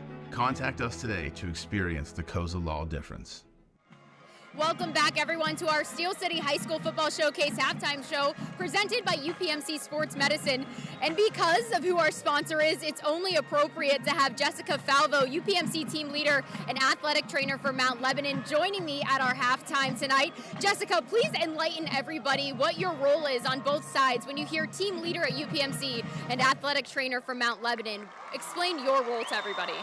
So basically, as a team leader, I am a supervisor to a bunch of other athletic trainers in a specific region. So Southeast region is primarily mine. And then as an athletic trainer, I get to do the Friday night lights with the rest of my coworkers, and it's a lot of fun. It can be a lot of fun, but unfortunately we have you here because the things that aren't so fun are injuries. With injury prevention, how can these athletes prepare their bodies as much as possible before coming onto the field tonight to prevent those injuries from happening? I feel like the downtime is just as important as the practices on the field. So our recovery efforts need to be improved. You just have to make sure that you're taking care of those bumps and bruises and those aches and pains. And when aches and pains become a little bit more than just an ache or a pain, you seek out your athletic trainer and we'll come up with a plan for you. UPMC Sports Medicine does a fantastic job at both injury prevention, but then also taking care of the athletes who do suffer from the injuries. What are some of the important steps that UPMC Sports Medicine trainers know to do to take care of these athletes? Well, we know that we take care of, the evaluation of the injury. We provide the immediate care. At that point, if it's something that we can fix in-house, we definitely try to, but if it's something that needs more, then we refer out for, x-ray, orthopedic, what have you. But we know how to do the step-by-step plan to get them back as quick as we can and as safe. What's the most challenging part about being out here on a Friday night? There's a lot of emotions that happen with injuries on your side of the job. So what's the most challenging part when you have to approach an athlete about possibly having an injury that prevents them from returning to play? Giving them that, the consolation. So they come in, their emotions are high, just like you said. And the parents are obviously upset, and you're just trying to do your best to, take care of the athlete, make sure everybody is okay, and give them the reason why this is what's going on, and just explain things to them and just make them feel as comfortable as possible. There's definitely challenges, but there's also gratification involved in your job and seeing a lot of these athletes recover and being back on the playing field. So as an athletic trainer, as a UPMC team leader, what is the most gratifying part of your job? Oh my gosh, definitely seeing the kids get back on the field. And I know every athletic trainer probably says that, but it's truly the most gratifying thing to see you taking care of them from point A to point B and getting them all back, and usually in better shape than they were before. So I find that to be the most gratifying. And then having the athletes 5-10 years later come down the road and they're like, hey, do you remember when you hurt me? Or when you hurt me, oh my gosh. Do you remember when you got, you took care of me? And it's honestly one of the most coolest things ever. I still remember a lot of my athletic trainers from high school. Maybe that's a good thing, maybe that's a bad thing, maybe I was in there too often, more than my mother would have liked, I'm assuming. So you do an amazing thing out here on the field. Without you, a lot of these athletes don't have their bodies prepared for the games and don't know how to recover properly after. But there is a shortage in amazing humans like yourself. So what would you say to encourage other people to go into a career field like athletic training? Well, if you want to help people and you want to watch athletics, obviously this is a great job for you. And none of the athletic trainers that I know do the job for the money. They do the job for the helping others and being a part of something bigger than yourself. Jessica is an absolute amazing person, and trust me, Jessica, everybody out there is going to remember everything you've done tonight. There's already athletes she's been taking care of on the sidelines, but more than that, there's also people at home watching. Jessica, your first time on TV, anyone you want to say hi to? Oh my goodness, my mom and my dad, my whole family, that's really it. Well, they should be very proud of you and the job that you're doing. We are a part of the band right now. It looks like I've always wanted to be in the marching band. But guys, we've got to get back to football here shortly. So when we come back from our halftime show, you'll hear from Matt and JP about all things that are going to happen on the football field outside of the athletic trainer. Thank you so much, Jessica, for your insight. All right, thanks, Hannah, and be careful down there. You might need the athletic trainer. The band is on the field. Back up here in the booth, it's Johnny Patricia and Matt Fargo with you. Thanks to Hannah. And, you're standing upright because of a lot of great athletic trainers over the years, and thanks to them at UPMC Sports Medicine. Very true. I've certainly had my fair share of appointments at UPMC, and they've always taken care of me, so shout out to them. Shout out to them indeed. And, wow, what a ball game we've had. You thought that methodical drive by Mount Lebanon was going to be enough, and great use of a timeout by Phil Pekich, who's, by the way, only in his second game as head coach in his career, and he makes one of the great timeout decisions that leads to the reason why Bethel Park has a lead right now, 7-6. Yeah, that decision alone is the reason why they're winning the game right now. And when you mentioned that on the broadcast, I kind of rolled my eyes and said, oh, there's only 10 seconds left. What could they do? And they returned the punt back, and now they're winning the game. But for Mount Lebo, that's got to be so draining because they won in every aspect of the first half, and they're losing on the scoreboard. They are. Let's take a look at the first half statistics. Let's see if the tail of the tape does tell the story. Mount Lebanon leading in yards, 132-82. They're convincing lead in first downs. No turnovers between these two teams, so they played clean in that way, and 35-25 in yards. What you don't see on that statistic, though, time of possession, Mount Lebanon leads that category 1955-704. That's a big differentiator, and yet still it only took one play for BP to have the 1-point advantage. Usually the time of possession is a great tell as to who's winning the game, unless you're scoring on one-play drives or on special teams like Bethel Park did. What a heartbreaker at the end of the half there, and we'll see if that gives Bethel Park momentum in the second half, because that's what they needed. First half highlights time, it was defense, all defense early. Both teams were swarming to the football. Lebo got another sack. They had 5 last week. It was a ground and pound defensive struggle early in this game. And it's really deflating for Lebo again because they pitched a perfect half defensively. And then, they still get 7 points on the board from Bethel Park on special teams. So that was Javon Moore on that big 55-yard run. Didn't amount to anything. And then it was Mount Lebanon capping off that drive, 84 yards, 15 plays. It was a 6-0 lead. But then the final play of the first half, they punt to Ryan Petrus. Mike Colodi will never do it again. Touchdown for Bethel Park, 52-yard punt return that has the Bethel Park Blackhawks. Extra point is good, and they have the 7-6 lead at the break. For really not as much, very much excitement in that first half. It was loaded with things at the end of the first half, so maybe we got a sight of things to come here. But it was a great, hard-fought football half. Western PA high school football. I'm excited to see these guys battle it out for the second half. It's going to be hard-fought and physical. Yeah, we said it was going to be a heavyweight fight, and 2 rounds in, both teams have exchanged blows. Round 3 when we come back. The Steel City High School Football Showcase presented by UPMC Sports Medicine. We're back to BP after this. Panera's You Pick 2 means when part of you wants crispy, crunchy, fresh, and part of you wants melty, smoky, peppery. both use, win big. You pick 2 and get more. Cater your next event with Panera. Fall is in the air at Pittsburgh's premier outdoor shopping, dining, and play destination, the Waterfront. Find fall weather gear at retailers like Old Navy, DSW, and Rally House. Dine at family-friendly restaurants like Primanti Brothers, Shorty's Tap and Taco, and more. Experience indoor playtime at Dave & Buster's, Urban Air, and more. Speaking of play, the Waterfront is a proud sponsor of this Steel City High School football broadcast and happy to support WPIAL football across our region. Visit us at waterfrontpgh.com for more information. Trout Plumbing is a registered and insured master plumber that services the South Hills. They offer a variety of services including camera inspections and dye testing. Trout Plumbing also offers a veteran and senior citizen discount. When in doubt, call the Trout at 412-983-8106.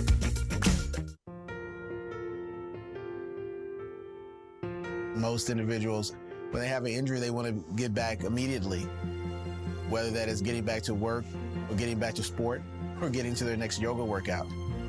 We really want to give them pain-free function and mobility as best we can for the extent of their lives, so they can be active, so they can enjoy being with their loved ones.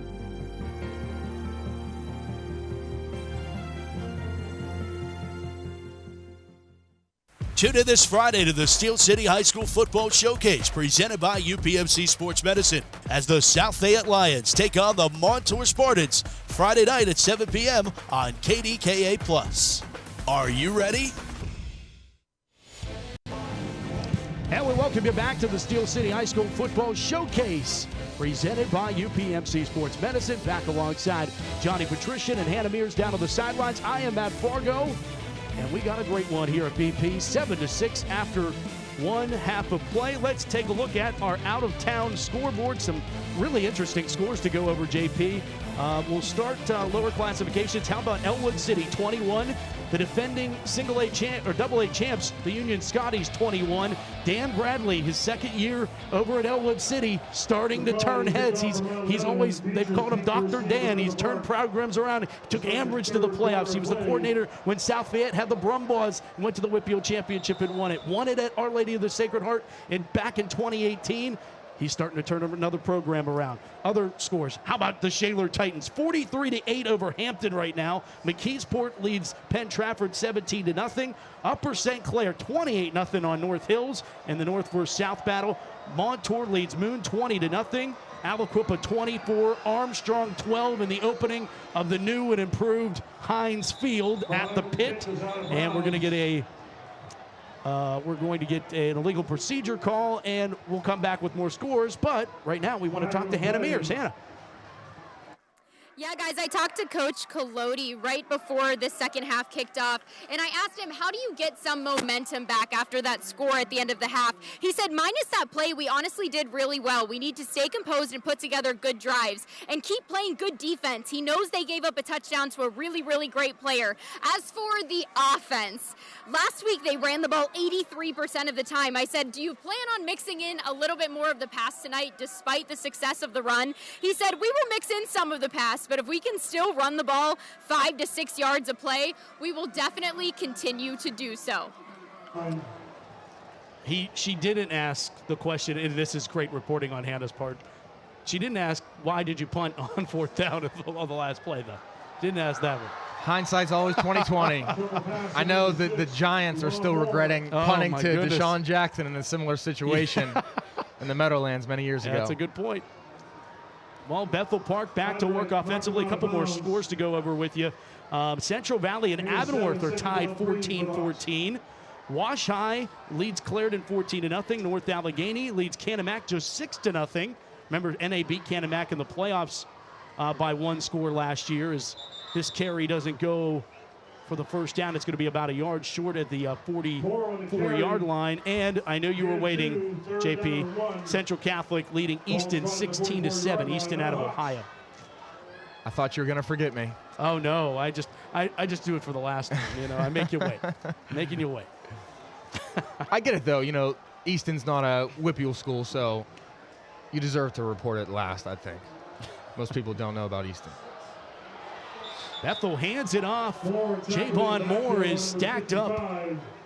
You know, and here's the other part, the other cog of this wheel, JP, is if you're a part of the Lebo defense, you are not happy right now. Yeah, well, we talked about that at halftime. Yeah. They pitched a perfect half in the first half, and they're losing because of a special teams play. So, and that makes the defense look worse because points are on the board. Right. 4th down, Bethel in a offensive formation. We'll see if Pfeiffer potentially quick kicks this. 4th down and 4. They will throw, and in and out of the hands. They had the right plate out of, but it's going to be a turnover on downs in Bethel Park territory. Bruckner was the intended receiver for BP, but I don't know about that one now that Lebo's going to get great field position here. Wow, they really rolled the dice there. You know, I think they had the right play call, like you said.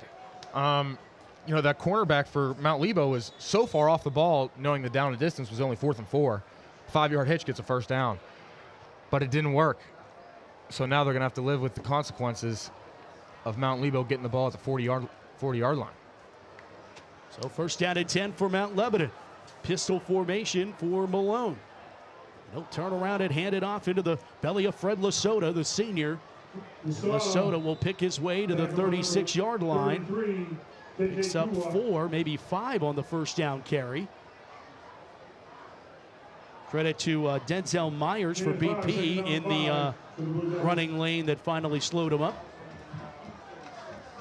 You know, Matt, I wonder if Bethel Park would have went for that if they didn't return the punt right before the half. Maybe they were feeling the momentum. They wanted to keep it rolling.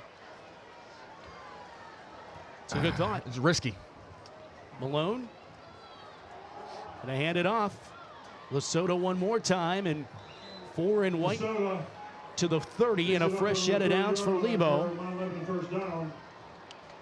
We're talking about Mike Colodi, and he brought over, one of the things he noted was he has 3 head coaches on his staff, former head coaches on his staff, and was really proud of that. One of them being Jeff Matheny, the former head coach of Bethel Park.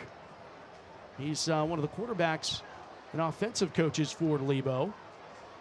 Has to be a weird side of things being on the visitor sideline tonight. As the ball popped loose, officials, are they going to say Bethel Park football? The Blackhawks get the first turnover of tonight's ball game. And it is jumping on the football, Christian Davis. Bethel Park will take over at the 27-yard line. First down. That couldn't have come at a better time because Mount Lebo was slowly but surely getting first downs again right after Bethel Park made the wrong decision to go for it on 4th down, and they get the ball right back. Yeah, to be honest, JP, I thought we were going to put this thing on cruise control for another 9 minutes. I know. Yeah. But Bethel Park staying with it. And a big-time recovery by the junior Christian Davis. A linebacker sets up the Bethel Park offense, 1st down and 10 at their own 27-yard line. So the decision to go for it, no harm, no foul. Slant pattern that just is a little early, incomplete. Trying to get to Bruckner, Jack Bruckner, the junior. You know, Matt, one of the most popular buzzwords in the football world now is the RPO. Everybody loves to talk about the RPO, the run-pass option. And that's what Bethel Park did right there. They had the option to hand it off to the running back or to pull it out of his belly and throw it to the slant across the middle. So that says a lot about the quarterback that they give him that option. And off right side, it's Moore. Had the biggest run of the night. We'll get up to the 32-yard line on that carry before he's met by Maddox Metzger, one of the seniors on this Mount Lebanon squad. Just 13 seniors. We mentioned the 24 that graduated from a season ago. Metzger just 1 of 12 on Mike Colodi's squad this year.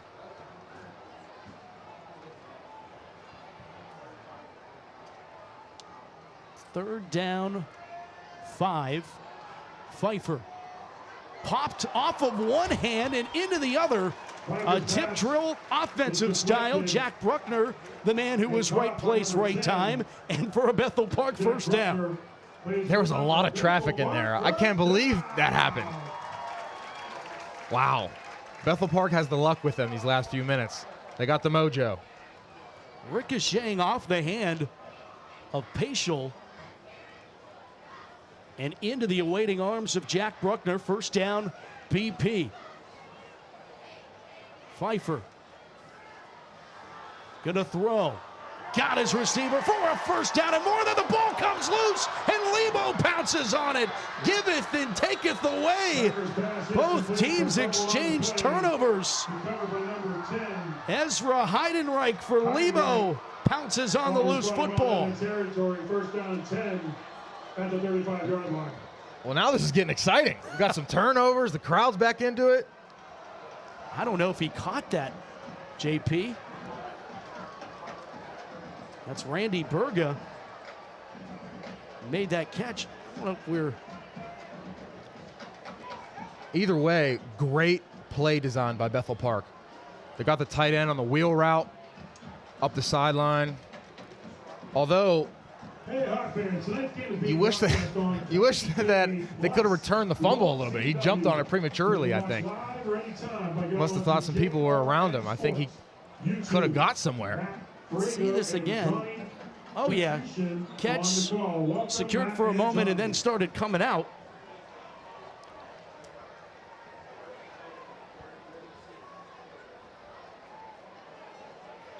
Great job by the production crew slowing this down. I think, yeah, you're making a football move. There's another buzzword for you, JP. But I don't think if that one would have went to New York, or maybe in Whitfield terms, Green Tree, there wasn't enough evidence to overturn the call. No, I don't think there was. I don't think there was. Ladies and gentlemen, get your 50-50 raffle tickets ready. I will be announcing the winner. We get a dead ball foul on Bethel Park, 5-yard penalty that will move the Lebo offense back. Move them up to the 37-yard line where they'll set up shop 1st and 5.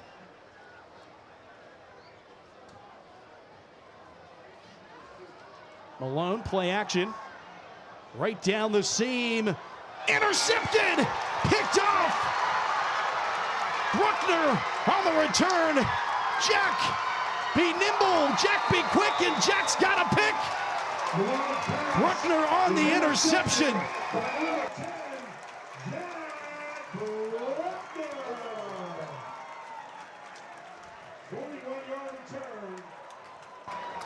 Jack Bruckner.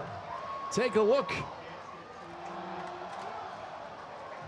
First down 10 at the 20. Jack did something, JP, that happens to me a lot on the Parkway West. He cut me off. he cut the receiver off there.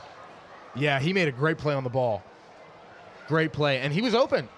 Mount Lebo had a receiver down there. And I told you in the first half, once they lull them to sleep with the run and these long drives, it's possible they're going to take a shot. And they did at the right time. 42-yard return sets BP up in good field position. Pfeiffer going to let it fly, and it actually hits the official incomplete. Nobody home. I tell you what, Matt, though, that was open. That was a great tight end delay. I love that play concept. If Pfeiffer could have just waited a little bit longer, that could have been 6. Second down and 10 at the 28-yard line for the Blackhawks, who lead this 7-6. Low-scoring affair between 5A and 6A. Flip the formation here. Strong left for Pfeiffer in the pistol. Moore gets the carry, and he runs into a white jersey-clad wall. Moore on the carry. Well, man, I think we had 3 turnovers in probably a span of 10 plays. Back to back to back. It's been a roller coaster these past few minutes. Third down 13 for the Hawks.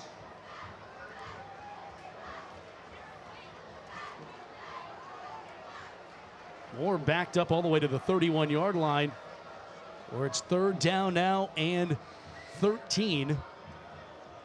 Pfeiffer in the offense, look to the near side. Phil Peckage, the head coach and offensive coordinator, barking out the signals. Motion right to left is Paschal. Pfeiffer back to pass, sets up the screen pass. It's Moore. Moore has some blockers and got pulled down from behind. Ezra Heidenreich on the tackle for Lebo at the 21-yard line. But they do pick up those lost yardage and going to be able to make this a pretty manageable 4th down. And I don't think Phil Peckich is blinking. If he went for it when he did earlier in this game, he's going to go for it here. Right. So far tonight, Bethel Park has had a lot of success so far in the screen game. And if you're Mount Lebo and you're a defensive lineman and the offensive lineman doesn't block you, you have to smell a rat, they call it. And you got to plant your foot and start running the other direction because it's a screen. Yeah, if it's too easy, something's up, right? Exactly. 4th down. Batted out of the atmosphere. A rejection on defense. I love the celebration. Connor Young. How about the Navy commit getting a turnover on downs? 7-6, PP with the 1-point lead. Lebo getting the ball back when we come back on the Steel City Showcase, and UPMC Sports Medicine presented it. We'll be back. Around here in the fall, harvest moons, cool, crisp evenings, and on Friday nights, legends come alive in Pittsburgh. WPIAL High School Football. Allegiant Community Federal Credit Union is a proud sponsor of the Steel City Game of the Week. Allegiant salutes the players, the fans, the cheerleaders, and the parents. Allegiant Community Federal Credit Union. 5 locations and a sponsor of this WPIAL High School Football broadcast.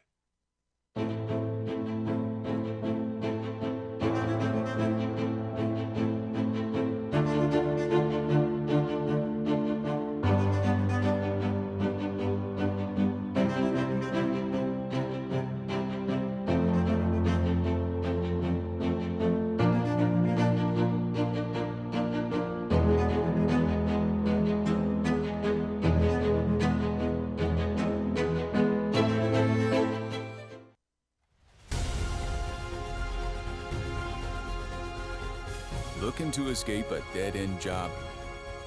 We can help. Apply at 2 Men in a Truck today for a good job that can become a great career.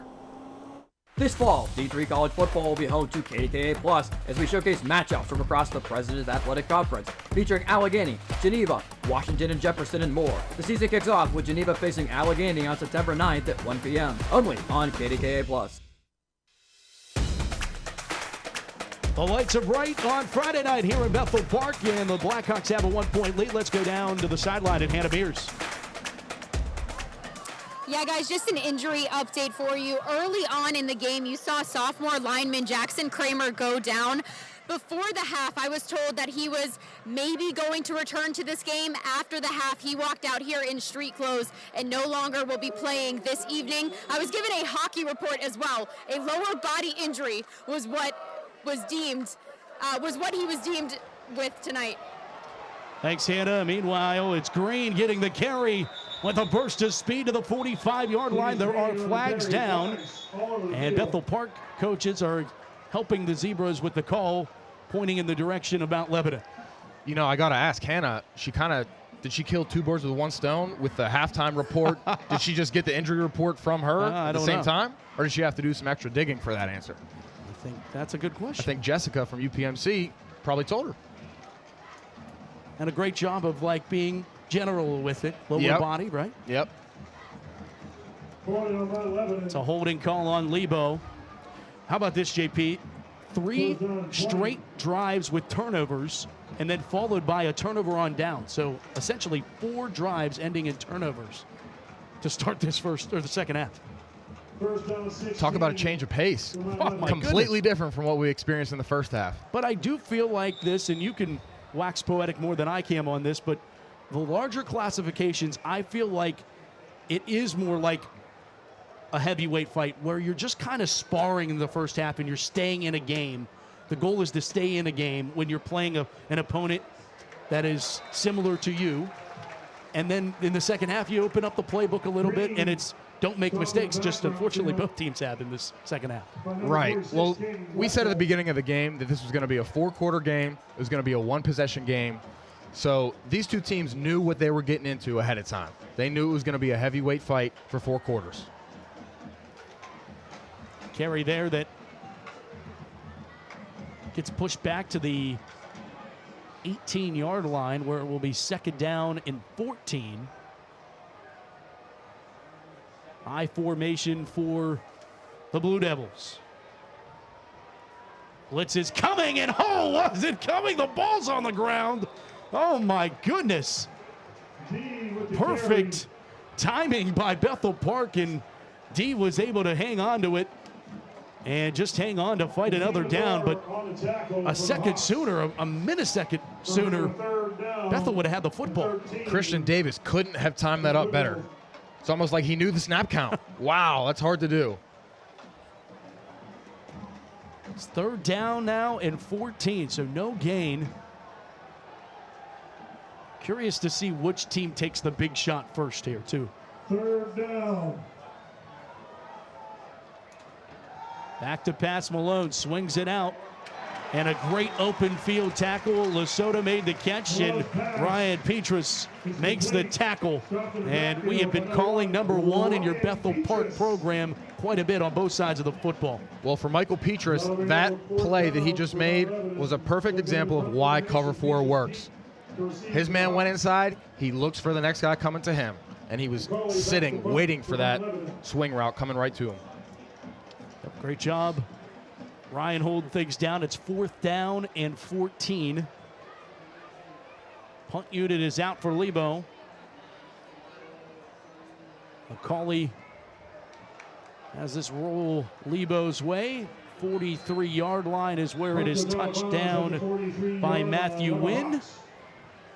And we want to thank our 2023 Steel City High School Football Showcase sponsors: UPMC Sports Medicine, Allegiant Community Federal Credit Union, GBU Life, 2 Men in a Truck, Koza Law Group, the Special Olympics Pennsylvania, Leeway Enterprises, Bud Bear Collision Center, La Roche University, Mariotti and Richards Incorporated, Washington and Jefferson College, the Waterfront, Ready, Panera Bread, thanks for catering to all of our crew tonight, Allegheny College, and JRM Video Production. I don't know, can we get a look inside the truck on the smiling faces of our production crew? There they are. Look at that. World headquarters. The behind the scenes. Impressive. They are first class, and it has been fun already just 2 weeks in. I'm curious on what other new technology we'll see throughout the year. As back to pass, Pfeiffer on the money to the far side, sticks. It's a 1st down. And hauling in the pass for Bethel Park is Jack Bruckner, who had the interception for BP. Now he's making the catch on the offensive side. Great job by Pfeiffer there. Willing to have patience and sit in the pocket and trust his blocking in front of him. And keeping his eyes downfield the entire time.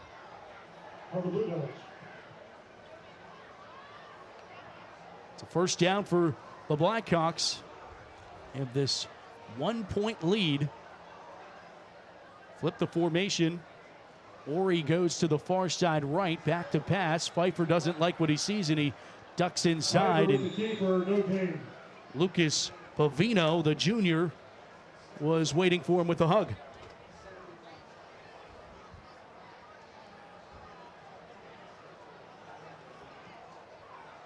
So, Matt, we've talked about the culture at Mount Lebo, at both of these schools, but you talked about how there's only been 5 coaches in 50-some years. How do you feel about Mount Lebo having Lebo on the back of their jerseys? Do you think that's a testament to the culture and a team mentality? No question. I think there's no question. It was that way when Bob Palka was there, and I don't know when they actually got the jerseys, but I have a feeling that might have been around the time it happened.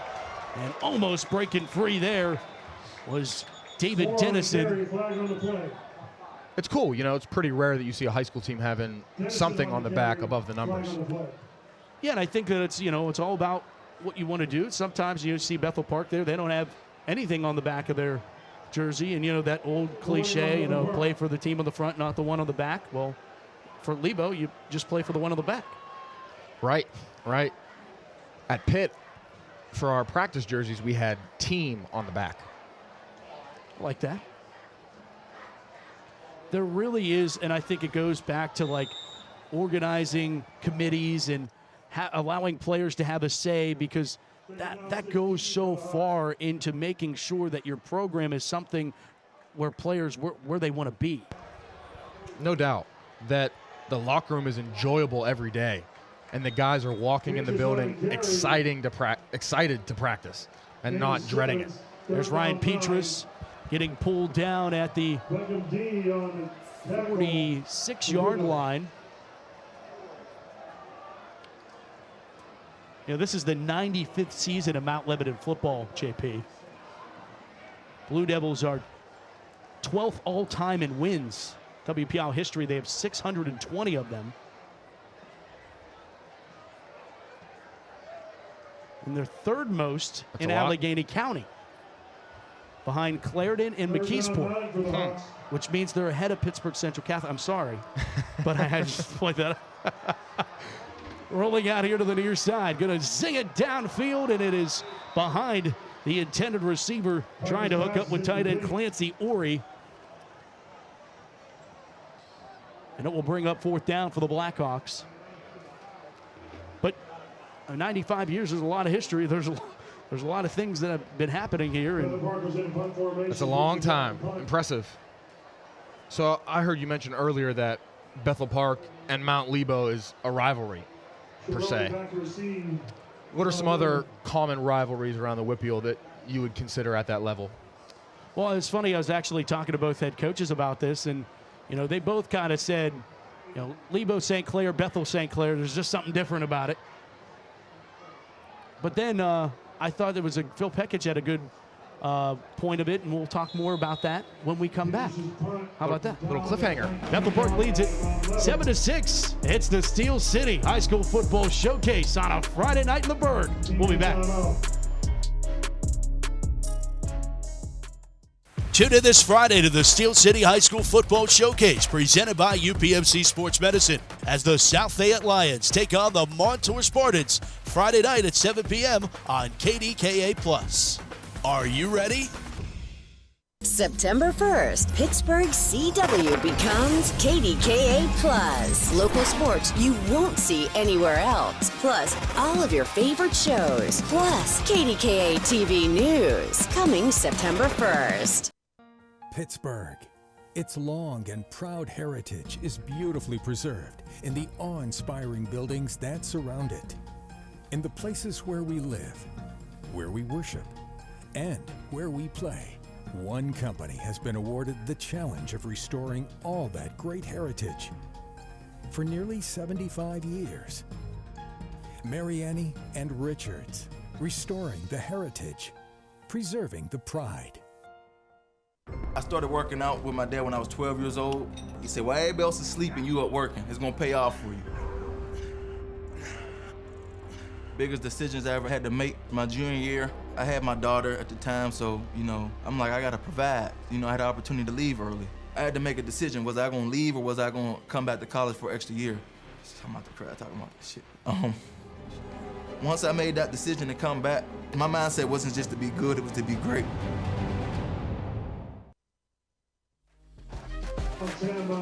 Student section into this one. Lebo, BP, a 1-point ball game late in the third quarter here in the South Hills of Pittsburgh. Steel City High School Football Showcase presented by UPMC Sports Medicine. They hand it off on first down. Lebo gets a carry, and it's Lasota with a head of steam. That's got the student section in white hype for a Lebo first down. You know, a couple times now I've mentioned his patience and his vision. He finds the great cutback lane right there on the backside and squeaks out. Very impressed with his vision tonight. 32 yards on the run for Lasota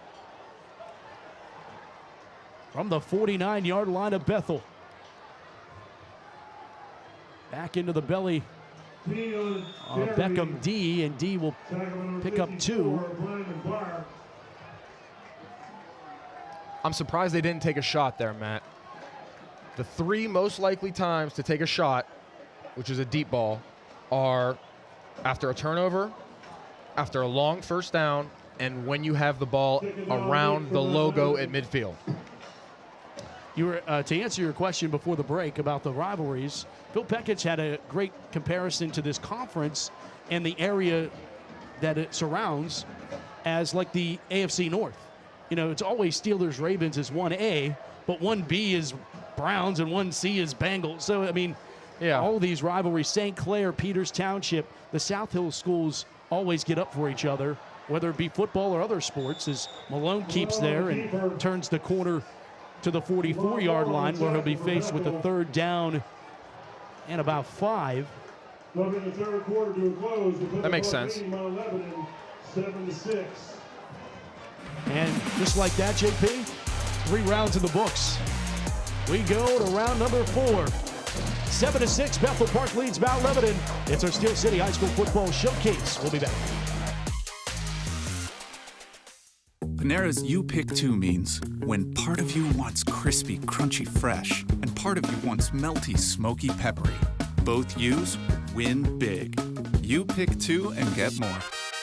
Cater your next event with Panera. Sure, I'll be there at 5 a.m. I can binge one more episode.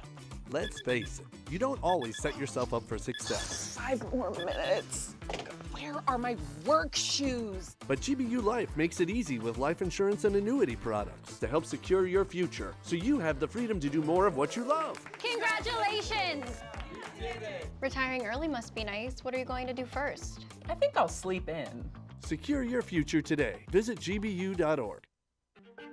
When you step through that door or shake their hands, will you be prepared? When you stand up for a client or walk into that meeting, will you be ready? Ready to prove to them that you deserve to be there? When you come to Washington and Jefferson, you will be.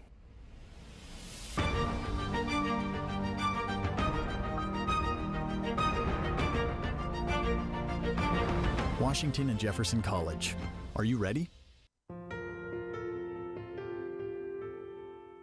Most individuals, when they have an injury, they want to get back immediately, whether that is getting back to work or getting back to sport or getting to their next yoga workout. We really want to give them pain-free function and mobility as best we can for the extent of their lives, so they can be active, so they can enjoy being with their loved ones.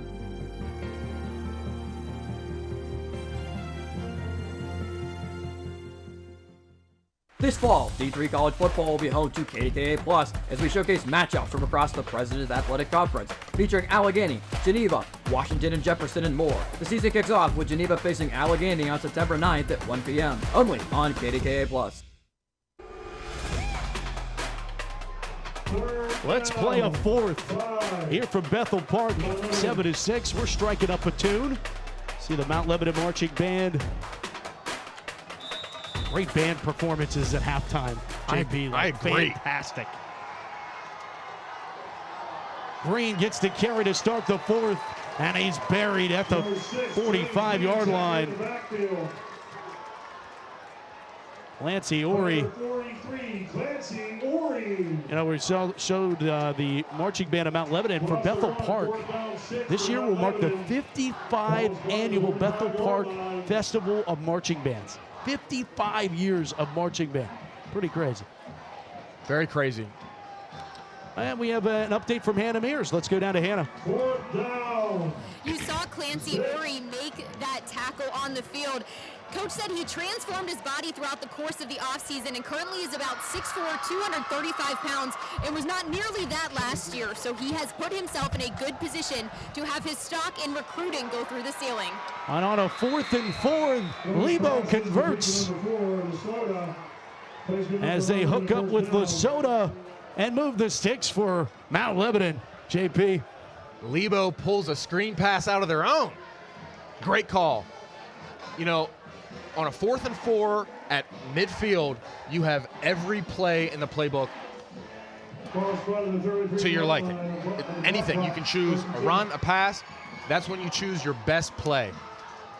And from the defensive side, what are you doing schematically, defensively, knowing that they could either run or pass? Well, that's what makes defense hard. Okay, exactly. all right. Trick question, I guess. First down and 10 from the 33.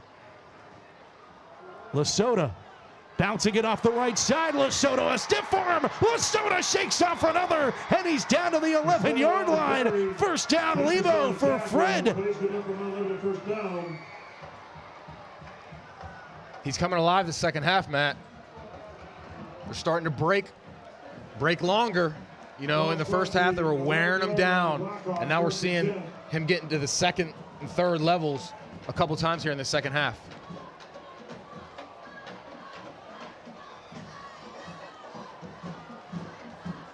First down and 10 for Lebo.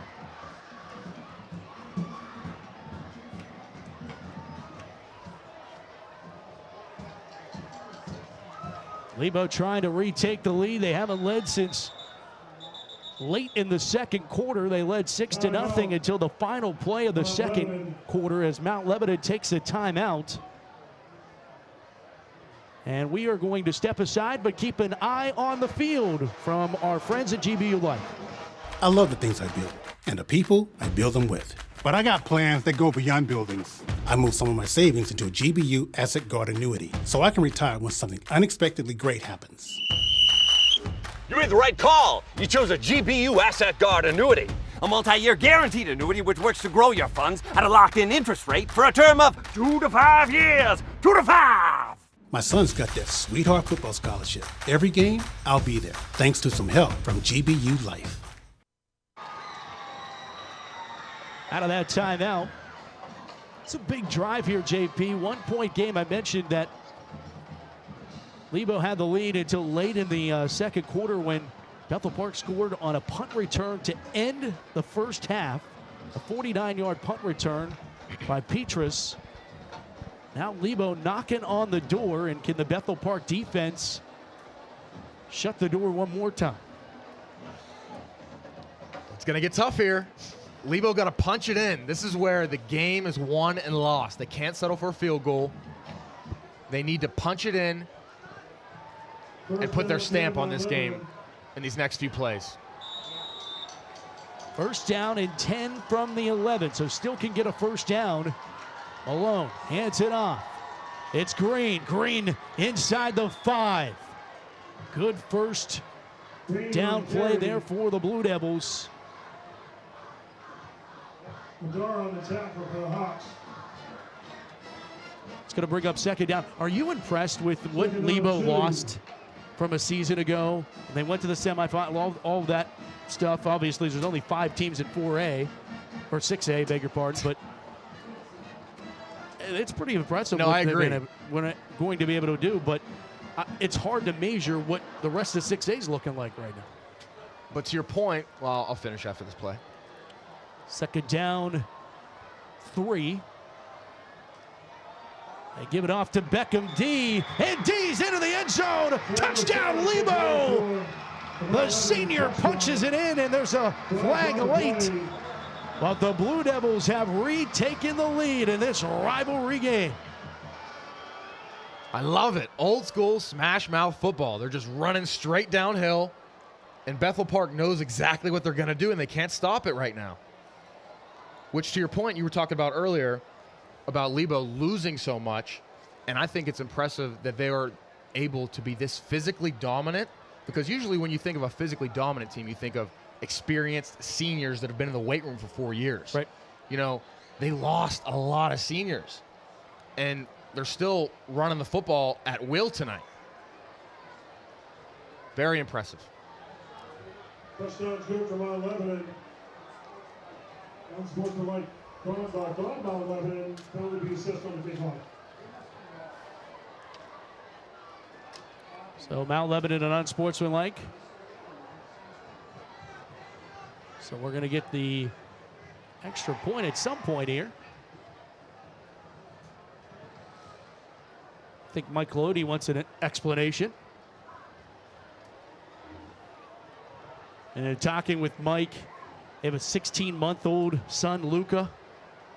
His wife, Allie, which, you know, if you know anything about high school football, the wives that support these football coaches, both head and assistants, they're the rock stars too. Because there's a lot of time away, and it's not just on Friday nights. That's for certain. Phil Peckett said he called his girlfriend when he got the job, and then he called his high school ball coach, Lucero, right after that. Oh, that's great. Girlfriend got the call first, then Lou. Of course, Lucero lives in the Bethel Park School District. Head coach at Montour. They were winning over Moon tonight 20-0 at halftime. Got a big win last week against the Mars Fighting Planets. Coach Casper. Yes. We are sorting out. Something's going on here with the Zebras, and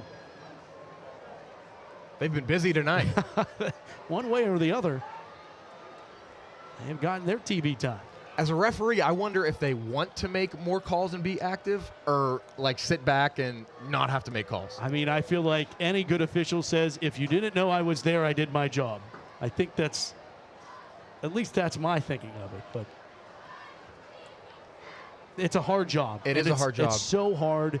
And you know what? I think they do a great job. I mean, these are people obviously with careers and things outside of the game of football, and they're donating their time. They're not getting paid a whole lot. They're donating their time to learn the rule books. The rules change every year. The PIAA changes the rules. The National Associations of High Schools changes the rules. So they're actually going to, this is interesting. So the unsportsmanlike call, you could either take it on the PAT or you could take it on the kickoff.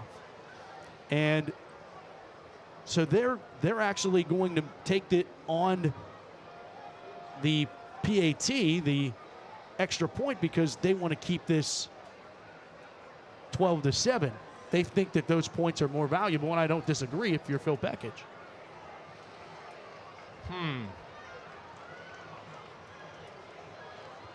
Yeah, can we talk to the refs about this? I need some clarification. But to your point about the refs, I think the most impressive thing and, unfortunate thing for the referees that most people don't realize is that they never have a home game. Yeah. They're always disliked by both teams, no matter where you're playing at. Yeah. Want to also thank, while we have a moment, thank Laura Grimm, the athletic director at Bethel Park, and all the staff here at Bethel Park for rolling out the red carpet for us and our crew. Appreciate it. She just took over. She was the assistant athletic director just a mere few weeks ago and took over the athletic director role. How do you know all this information? It's unbelievable. You have the most trivia whippeal knowledge of all time. It's unbelievable. Right. Here's that 20 I said that I'd give you if you said that. You know more about athletic directors and coaches and people around Western Pennsylvania than you're a walking history book. It's unbelievable. Well, thanks. I appreciate that, JP. Got to make up for, you got the football knowledge, and I'll come with the whippeal knowledge, and we'll try to. So they're going to go for the PAT here. McCauley. He punches it through the poles. Ben McCauley, a big one there. He missed an extra point, but another one there that means something. 13-7, Lebo back in front. Oh, we're not done yet. Steel City Showcase coming back at you after this. Fall is in the air at Pittsburgh's premier outdoor shopping, dining, and play destination, the Waterfront. Find fall weather gear at retailers like Old Navy, DSW, and Rally House. Dine at family-friendly restaurants like Primanti Brothers, Shorty's Tap and Taco, and more. Experience indoor playtime at Dave & Buster's, Urban Air, and more. Speaking of play, the Waterfront is a proud sponsor of this Steel City High School football broadcast and happy to support WPIAL football across our region. Visit us at waterfrontpgh.com for more information. Around here in the fall, harvest moons, cool, crisp evenings, and on Friday nights, legends come alive in Pittsburgh. WPIAL High School football. Allegiant Community Federal Credit Union is a proud sponsor of the Steel City Game of the Week. Allegiant salutes the players, the fans, the cheerleaders, and the parents. Allegiant Community Federal Credit Union. 5 locations and a sponsor of this WPIAL High School football broadcast. At 2 Men and a Truck, we'll treat you and your belongings like we'd treat our own grandmas. Here we go! welcome. Whether we're moving you across town or even across the country. Tune in this Friday to the Steel City High School Football Showcase presented by UPMC Sports Medicine as the South Fayette Lions take on the Montour Spartans Friday night at 7 p.m. on KDKA+. Are you ready? Back to BP.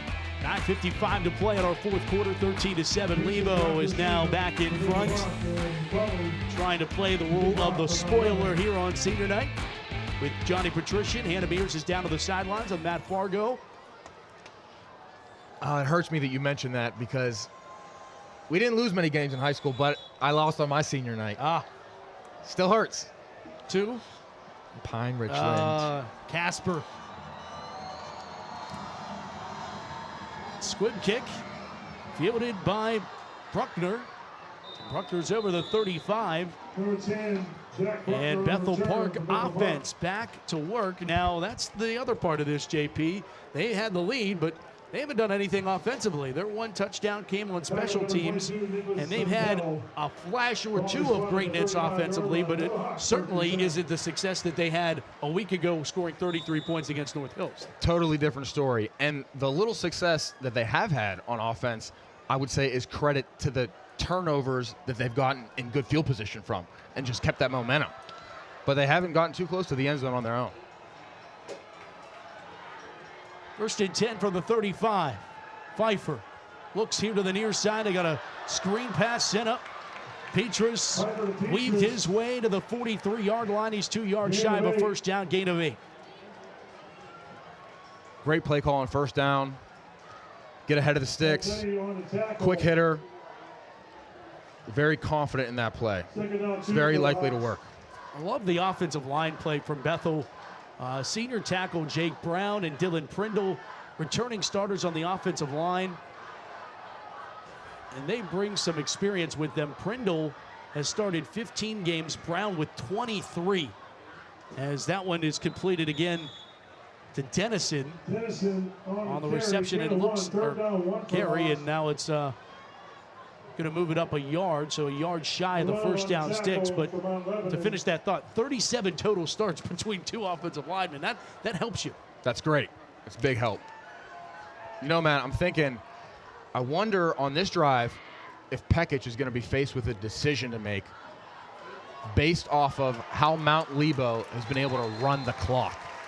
Because if they face a fourth down on this drive with, you say, 6 minutes left, you got to worry that Mount Lebo could run the clock out.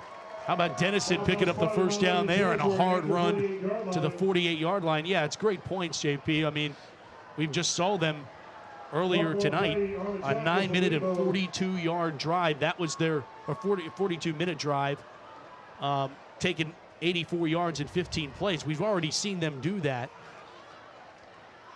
Play action, Pfeiffer going to test it. Hit as he throws, on target to Petrus. He climbs the ladder and reels it in. First down, BP at the 32-yard line. Hey, can we see that one more time? I'd like to talk about that. What a shot there. Petrus going up and getting it. It's a 16-yard pass and catch. Go a little bit more. Stop it right there. There's a free safety back here in the back of the screen, so this is a cover 3 beater. He's either going to have to commit to that post or commit to this under drag route. He goes with the post, leaving the drag wide open across the middle. Cover 3 beater, and it worked perfect. It's Dennison picking up yardage there. The sophomore's got a steady dose of carries here. A little bit of a change of pace from Moore. And it is down inside the 30 to the 27-yard line. Or it is second down for the Blackhawks as we turn towards 7 minutes to play in regulation. Touchdown ties it, extra point could send the Blackhawk faithful home happy on senior night. So hand it off again, Dennison. I'd like to see them get the ball in the hands of Petrus more often on this drive. We're getting down to the nitty-gritty of this game where you got to get your playmakers the ball.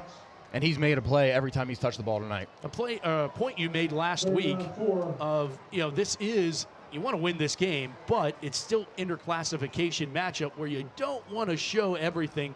Boy, you have to imagine that there's a whole package we're not seeing of Petrus either running Wildcat or running right out of the running back position. You're 100% right. Well, I talked to the Mount Lebo coaches this week, and they were so focused on stopping the jet sweeps from Petrus that they saw last week. Tipped into the air and intercepted, picked off. Matthew Wynn gets the interception for Lebo on a tip drill, and the Blue Devils take over. Matthew Wynn.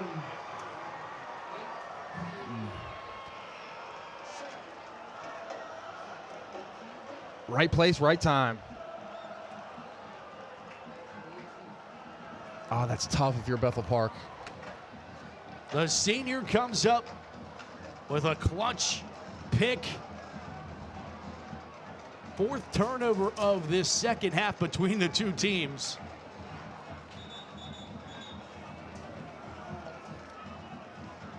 He was in traffic, but Pfeiffer put that ball on the money. He was in traffic, but he put it in there. A risky throw, but he did his job. And going back to a point you just made, almost spot on, JP. If Bethel or Lebo ends up getting the ball back with about 6 minutes, right. Here they are, right. 6 minutes to go. I will say, though, for Clancy Ori, that's a tough catch to make. That ball was coming with a lot of heat over the middle. Hand it off. Picking the way to the 20-yard line. That was Lesotho getting the carry. It was in a rugby scrum. They unpiled the jerseys, and 4 came out of the bottom. Well, a couple drives ago, Bethel Park had the luck of the tip pass on their third down, and maybe it just evened out there because they didn't have the luck there. Luck of the bounce.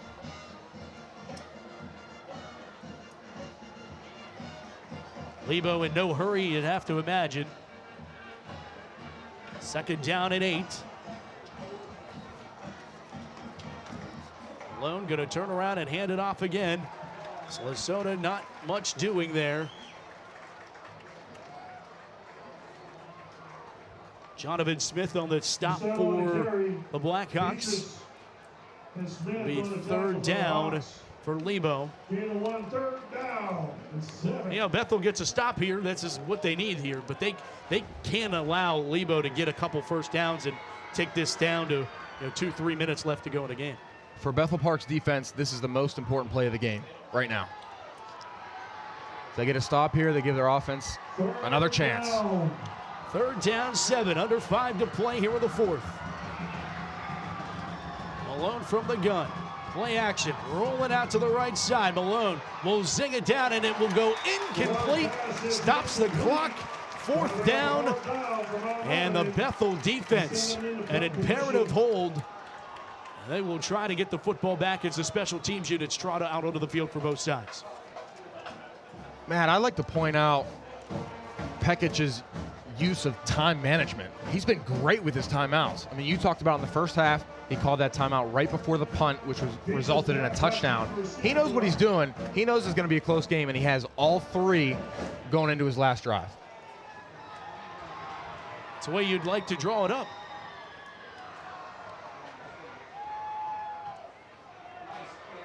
Ben McCauley booted a nice one. He put that extra point through the poles. Ended up being Phil Pekic who got it on the sideline there. You see him in orange. Well, so in the grand scheme of things, JP, the turnover doesn't really hurt them. Lebo goes 3 and out. Definitely nothing flashy. But while this one is not over, but let's look ahead. We can do that. We're in the media. Let's look at Mount Lebanon's road ahead as they will welcome the Moon Tigers to town next week. Uh-oh. Then it's the Pittsburgh Central Catholic Vikings at home. Lebo versus Central, always a good one. And then Seneca Valley on the road at Next Tier Stadium.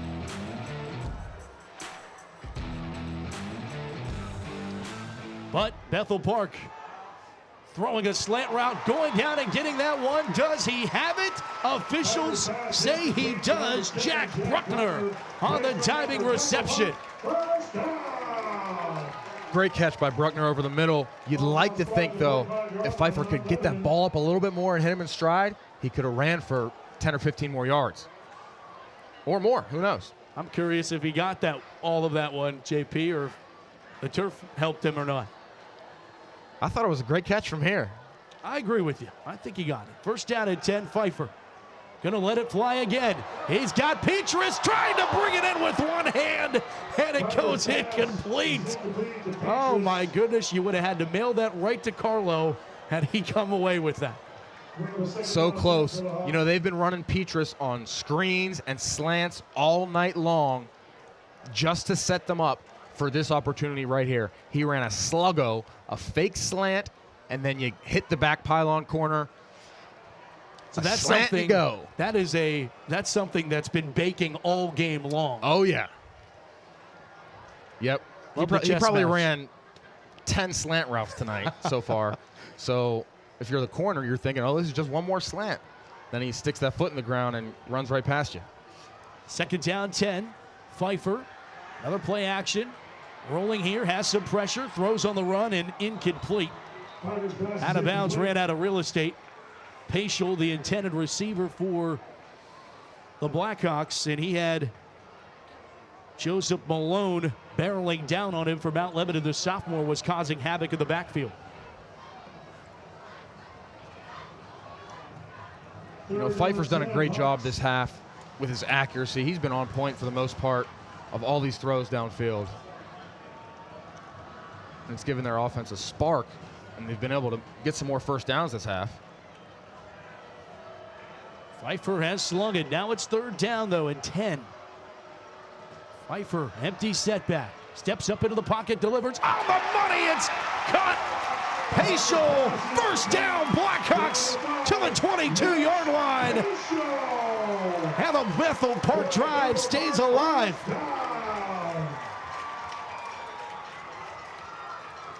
Another one. He's on the money. 24 yards on the pitch and catch. He couldn't have thrown that better. Right on the numbers, right in stride, giving his receiver an opportunity to keep his momentum going forward after he catches it. Boy, we're seeing a display of arm strength and accuracy from number 4, Tanner Pfeiffer, on this drive. First and 10. And timeout. I think Lebo took this. Oh, no timeout. No timeout. I had a feeling there was a lot of uncertainty there, but we're sure that we're not going to take a timeout. So first down and 10. Play action, they hand it off. Dennison gets the carry, and he jukes and jives his way to the 21-yard line, and that's going to start the clock here, ticking down towards 3 minutes, because now if you're Bethel Park, you're in striking distance. You don't want to leave Lebo too much time, especially if you can put that extra point through the pools and take a 1-point lead again. That's always the hard decision to make, is, you know, it's almost like a lose-lose situation. It's hard to hit that one on the money. They handed it off to Dennison, and he is stacked up in the backfield. Originally, Malone hit him, and I believe cleaning the play up was Connor Young. Young on the tackle. A tackle for loss is huge for the Mount Lebanon defense right now. Keeps the clock rolling and gets the offense behind the sticks. Now they're faced with 3rd and 8. Now this is the biggest play of the game for the Bethel Park offense. Well, that is, unless they don't get this and then have to go for it on 4th down. Pfeiffer, play action, some pressure, scrambles to his right, looks, throws, and off the money on that one, incomplete. Pfeiffer's pass is incomplete. And it will bring up 4th down for Bethel Park. And now you could say what you were alluding to is now this is the big one. Yeah, I predicted that one. Yes, you did. I'll take credit for that. Hey, I'll give you credit when you got the it. Small man. wins. Yep. 4th down, JP. What are you calling here? If you're Bethel Park, you got to get the ball in Petrus's hands. He's your best player on offense, and Pfeiffer's had a hot hand this drive. Lower part of your screen is Petrus. Pfeiffer looks that way. Got him on the money. Petrus, first down, Bethel Park. Needed what they got. Fresh set of downs. When the game is on the line, you go to your best player. If Pfeiffer and Petrus have run that route and thrown that exact pass 1 million times over the summer. It's like second nature to them. Oh, man, buckle up. Under 2 minutes to play. Regulation here. The game that went to overtime a season ago. Bethel Park got the win in that one. Knocking on the door here. Handoff. Dennison almost broke it. Down to the 10. Matt, I can't help but notice you just took your sport coat off. Does that mean the game's like at the most important point? I'm going to be honest with you. I forgot. Okay. Because I didn't have it on in the first half. And it just happened to be where the game's on the line. I'm getting hot up here, man. Second down, 7. Pfeiffer delivers to Petrus. It's only a 2-yard pickup. It's going to be 3rd down as we tick down to about a minute to play. Wouldn't be surprised if they call timeout here. Oh. There you go. Timeout, Bethel Park. He is dialed into the broadcast. Phil Peckich is. The closing moments of this heavyweight battle, 13-7, Bethel Park. Can they deliver the final blow? We'll come back and find out on the Steel. Hi, this is Mark Baer from Bud Bear Collision Center. We are the only Subaru certified collision center in Washington County that is also a Subaru retailer. If you hear that crunch, remember, bring it to Bud Bear and we're going to make it look new again. We are the only Subaru retailer within 20 miles of Washington that can take care of you from A to Z. Whether you need mechanical work, tires, body work, whatever it may be, we take care of you, and remember, we are certified. Find out more on our website, budbear.subaru.com. We raised $5,000! When you purchase life insurance and annuity products from GBU Life, you also have more opportunities to give back to your community. GBU matches donations you make up to $1,000 per member. I have GBU life insurance. Oh, wow. I have a GBU youth policy. Whoa. We've got GBU annuities. Hey! Our $5,000 just turned into $10,000. That's a lot of big checks. Find out more at gbu.org. Are you an aspiring entrepreneur, a dreamer with a passion for success? With Koza Law Group, your journey starts now. Whether you're dreaming of a small startup or envisioning a global empire, we're here to guide you every step of the way. Starting a business shouldn't be scary. It's about embracing the spirit of innovation, taking calculated risks, and believing in your potential to make a difference. We are more than just legal advisors. We are redefining legal services. Contact us today to experience the Koza Law difference.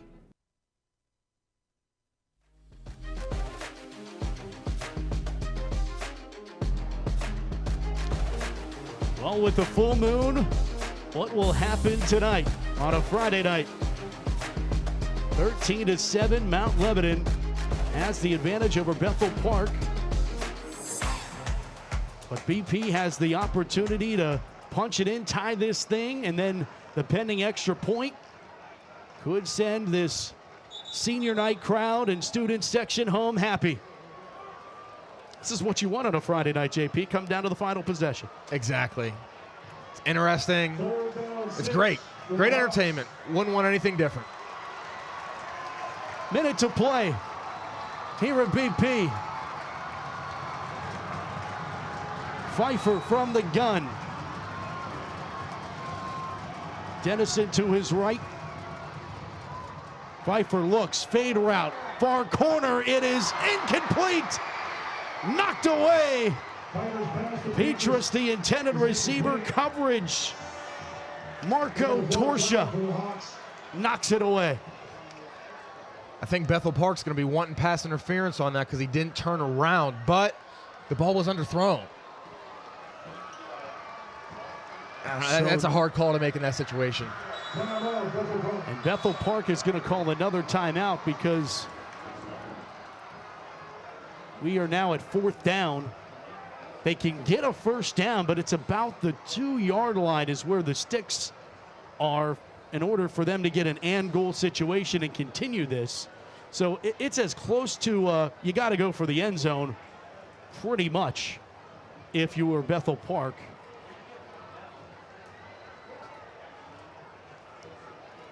I mean, and now going back to what you said about where do you go, whose hands do you get the ball in, Lebo knows what we've just been talking about too. You have to have all the coverage and eyes on Petrus right now. Exactly, but I'm a little surprised that with having 3 timeouts that they haven't run the ball in this situation, being so close to the end zone, that they've thrown every play almost, and they still have the timeout, so it's almost like they don't even need them. Yeah. Yeah, now they're down to 1. You see there on your screen timeouts, Bethel Park with 1, Lebo with 2.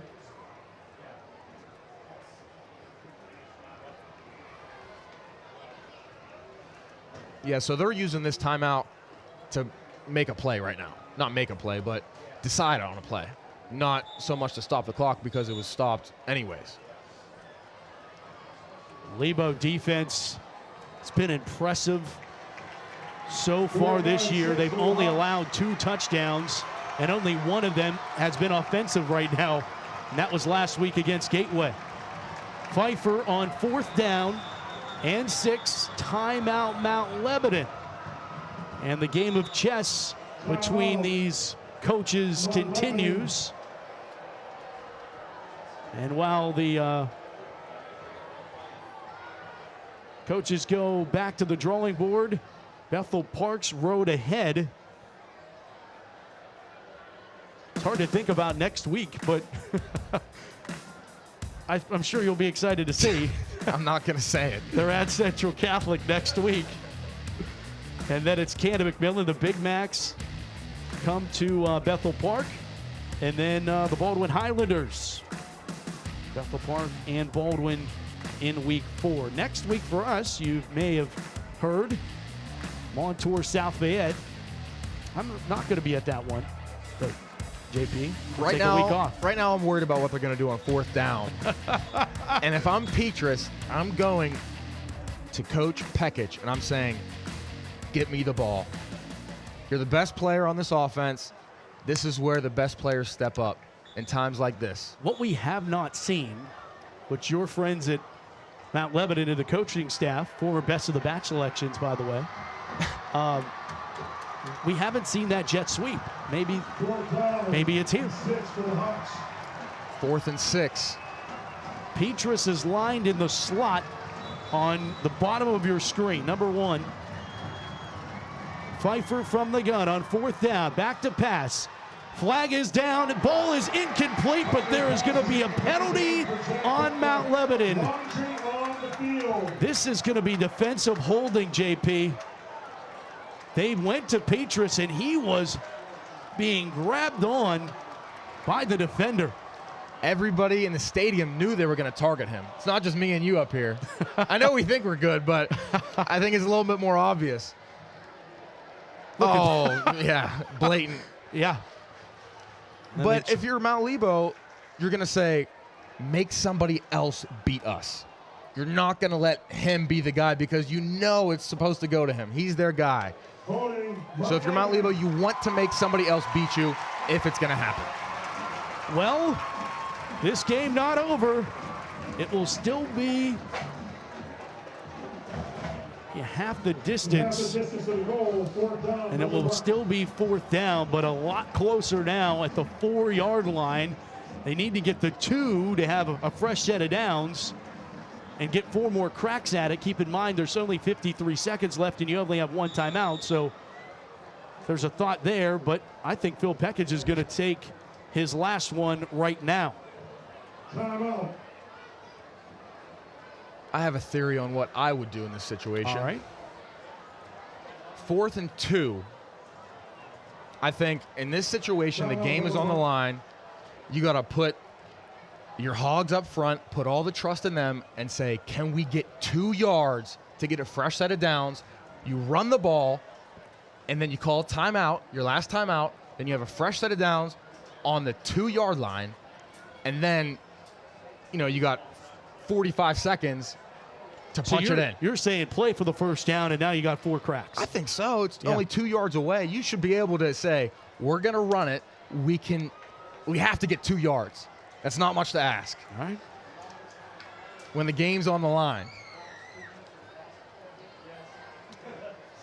Bethel Park took down North Hills last week, went to 1-0. Mount Lebanon, arguably an upset of the number 1 team in 5A, Gateway, last week.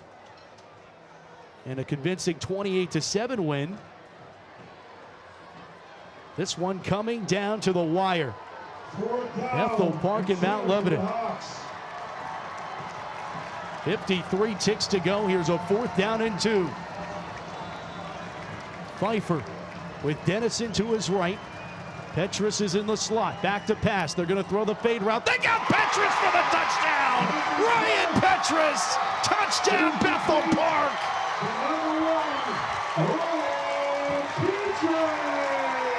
We're tied at 13.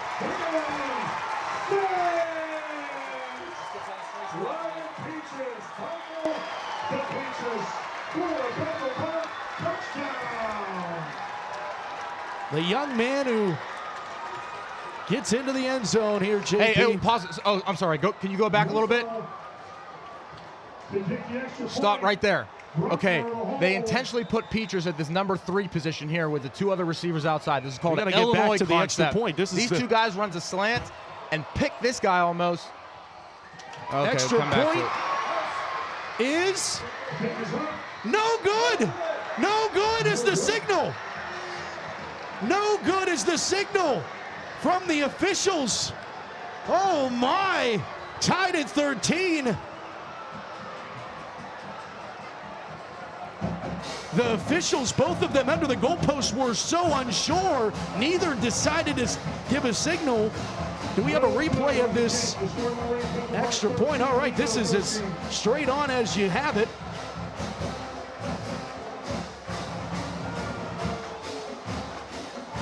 Both teams celebrating as if it went in.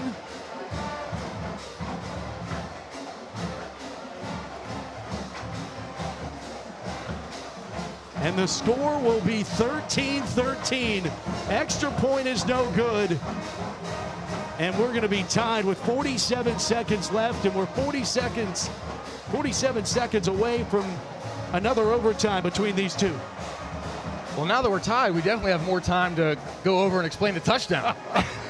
I don't know why I said it, JP. I said, we got to get to this extra point. Like, no, this you're isn't right. a You're right. You're right. And certainly, sure enough.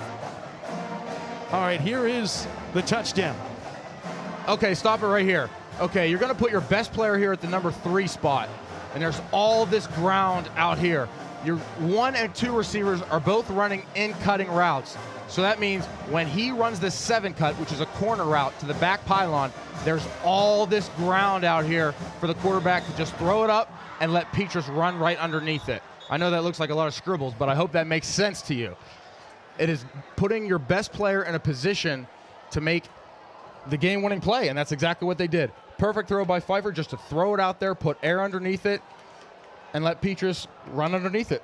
13-play, 57-yard drive, 4:48 off the 4th quarter clock, and we're tied at 13. And I didn't see a definitive view of whether or not that extra point is good or not, JP, but something tells me people are going to be watching that one for a while. Yeah, but I want to give a shout-out to Phil Pekic on that touchdown call, because that was the call that he made during that timeout. Ori sends it the way at the 5. On the return for Lebo. Wagner across the 20 to the 21-yard line, and Lebo with 43 seconds left. It will be interesting to see what Mike Colodi draws up. Maybe you go deep, do you try to do something here, all knotted up, or do you try to play for OT? Well, what they've had success doing all night is running the football. And obviously they're not going to run 80 yards in 43 seconds. So That's the decision that he's going to have to make, whether he's going to be risky and throw the ball or just play it safe and go to overtime. Malone going to hand it off. Lesota gets the call, and Lesota's up to the 28-yard line. You saw it on the carry. Ryan McGuire on the tackle for Bethel Park. It'll be second down, but I don't know that Lebo's going to run another play. They had an issue with the play clocks tonight, JP. They're both off on the field.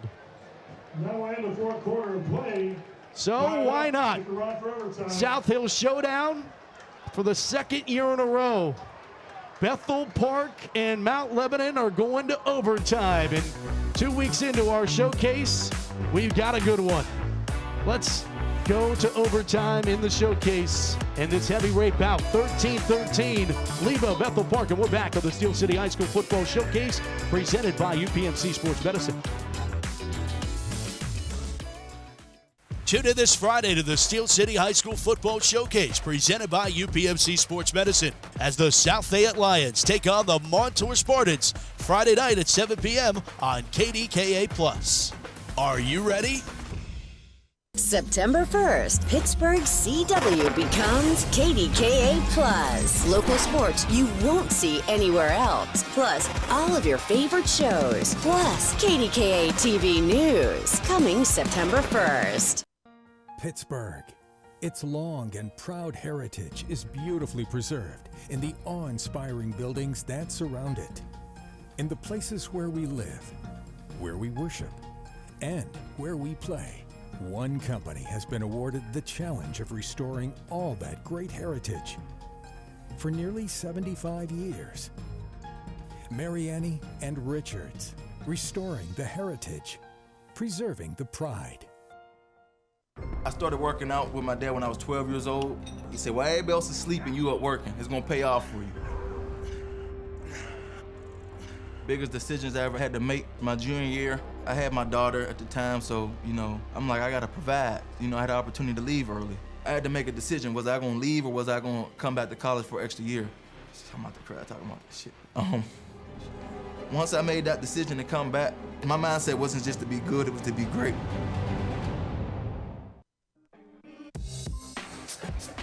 And we welcome you back to Bethel Park. Overtime at BP 13-13. Welcome back inside the broadcast booth alongside Johnny Patricia, Matt Fargo with you.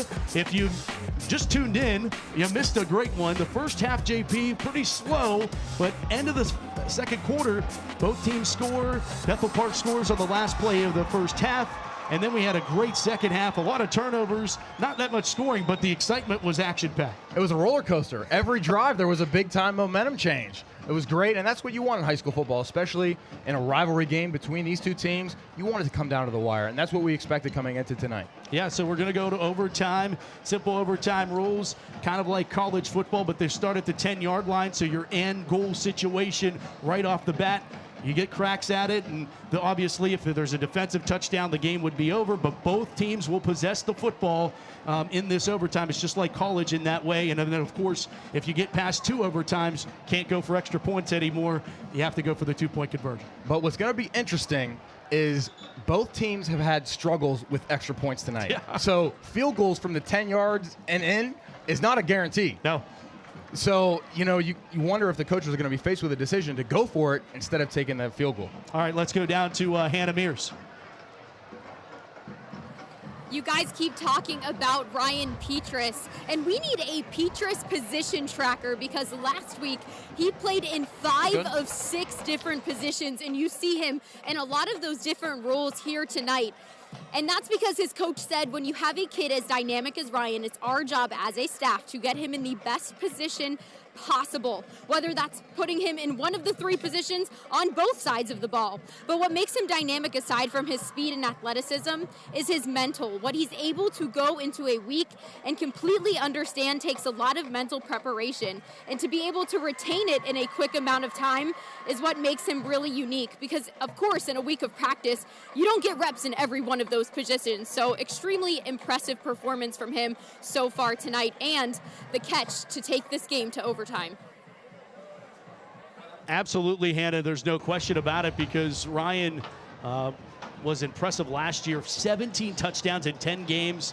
Had 1,437 all-purpose yards last year before breaking his collarbone in the final regular season contest.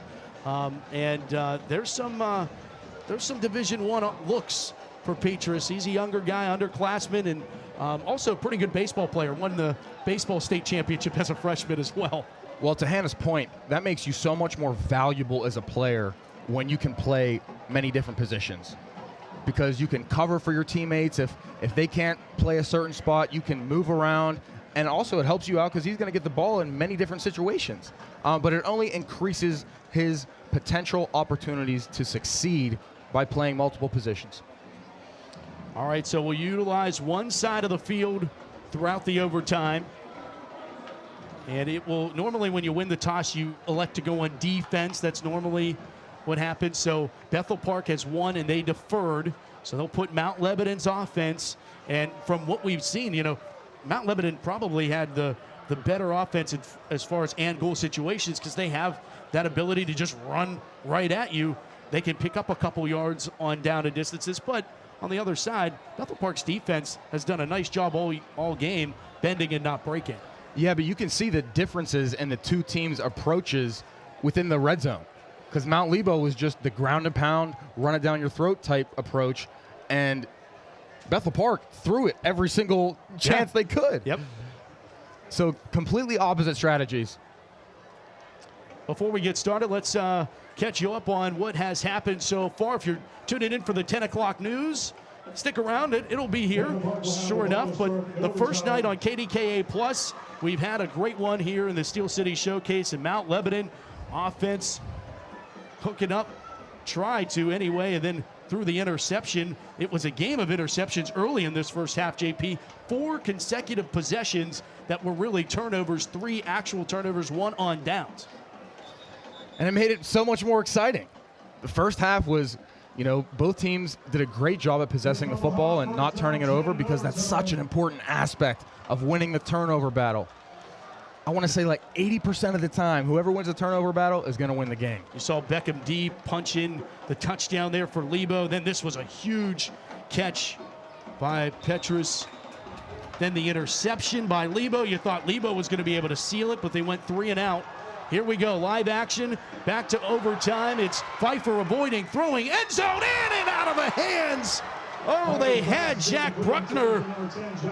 I thought for a second, JP, that Lebo was going to catch Pfeiffer in the backfield, but he was able to avoid it. Pfeiffer's done a great job all night long of extending the play and getting outside of the pocket. And also, it gives your receivers an extra opportunity to get open down the field.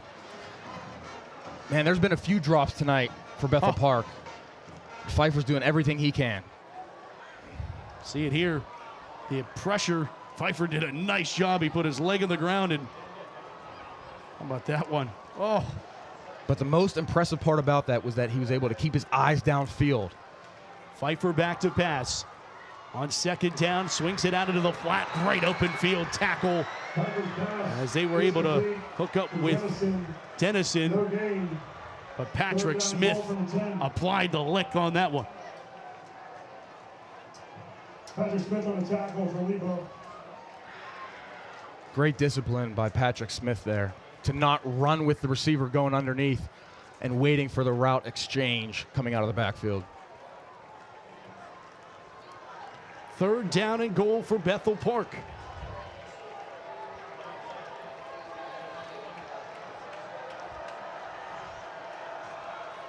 Pfeiffer from the gun.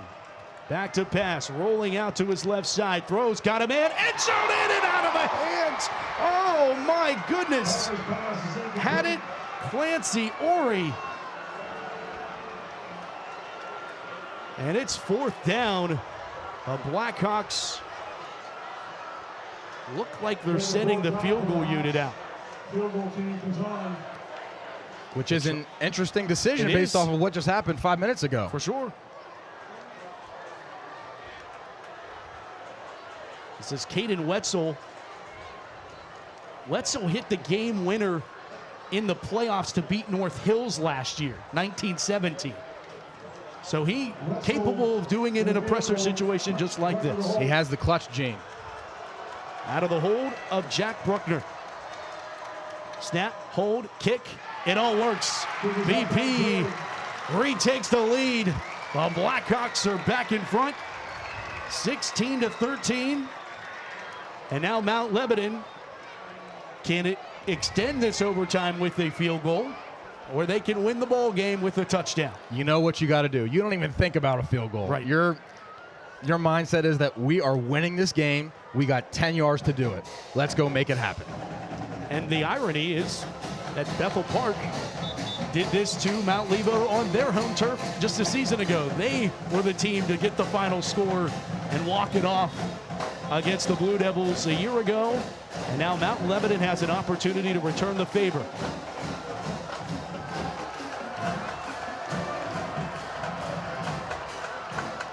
Great turnout from both of these South Hills powers. Welcome those of you joining us here on the Steel City High School Football Showcase on KDKA+. Lebo can win it with the score. Handoff, Lesota to the 8-yard line, picks up 2 on first down.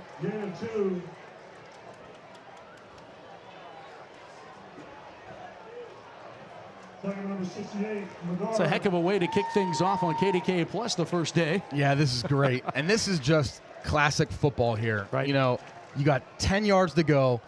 You know what we're doing. We know what we're doing. And we just got to be better than you. Who's going to execute? Exactly. Second down for Mount Lebanon. A touchdown wins it for the Blue Devils. A stop by BP. They will walk out of here winners. Lesota off the left side, tries to get the corner. He cannot. Bruckner is there, sealing the edge. It's third down for Lebo.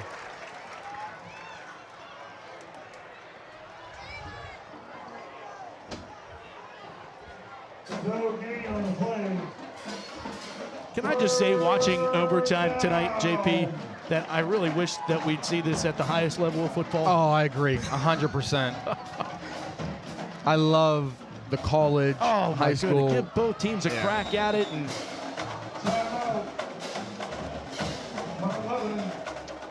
Mount Lebanon has taken a timeout. So Blue Devils want to talk things over on this third down. 16-13. We are going to step aside, but keep the eyes on the field after this word from UPMC.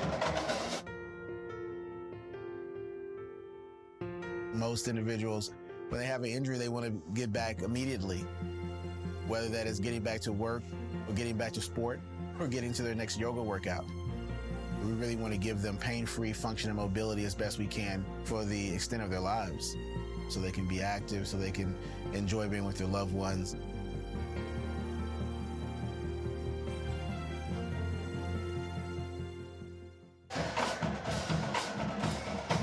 All right, Mount Lebanon on this third down and goal. Blackhawks are trying to hold here. Rolling here to the near side is Malone. Malone looks to the end zone, throws into the end zone. It is caught for the touchdown. Lebo wins it. Beckham D, a walk-off winner.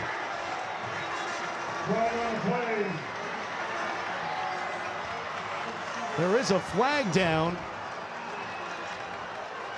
Lebo rushes the field. The student section is headed in that direction. What is the penalty?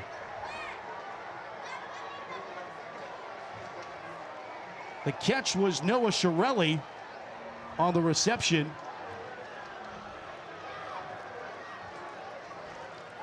Oh, man. What a moment. Oh, my goodness. Noah Shirelli.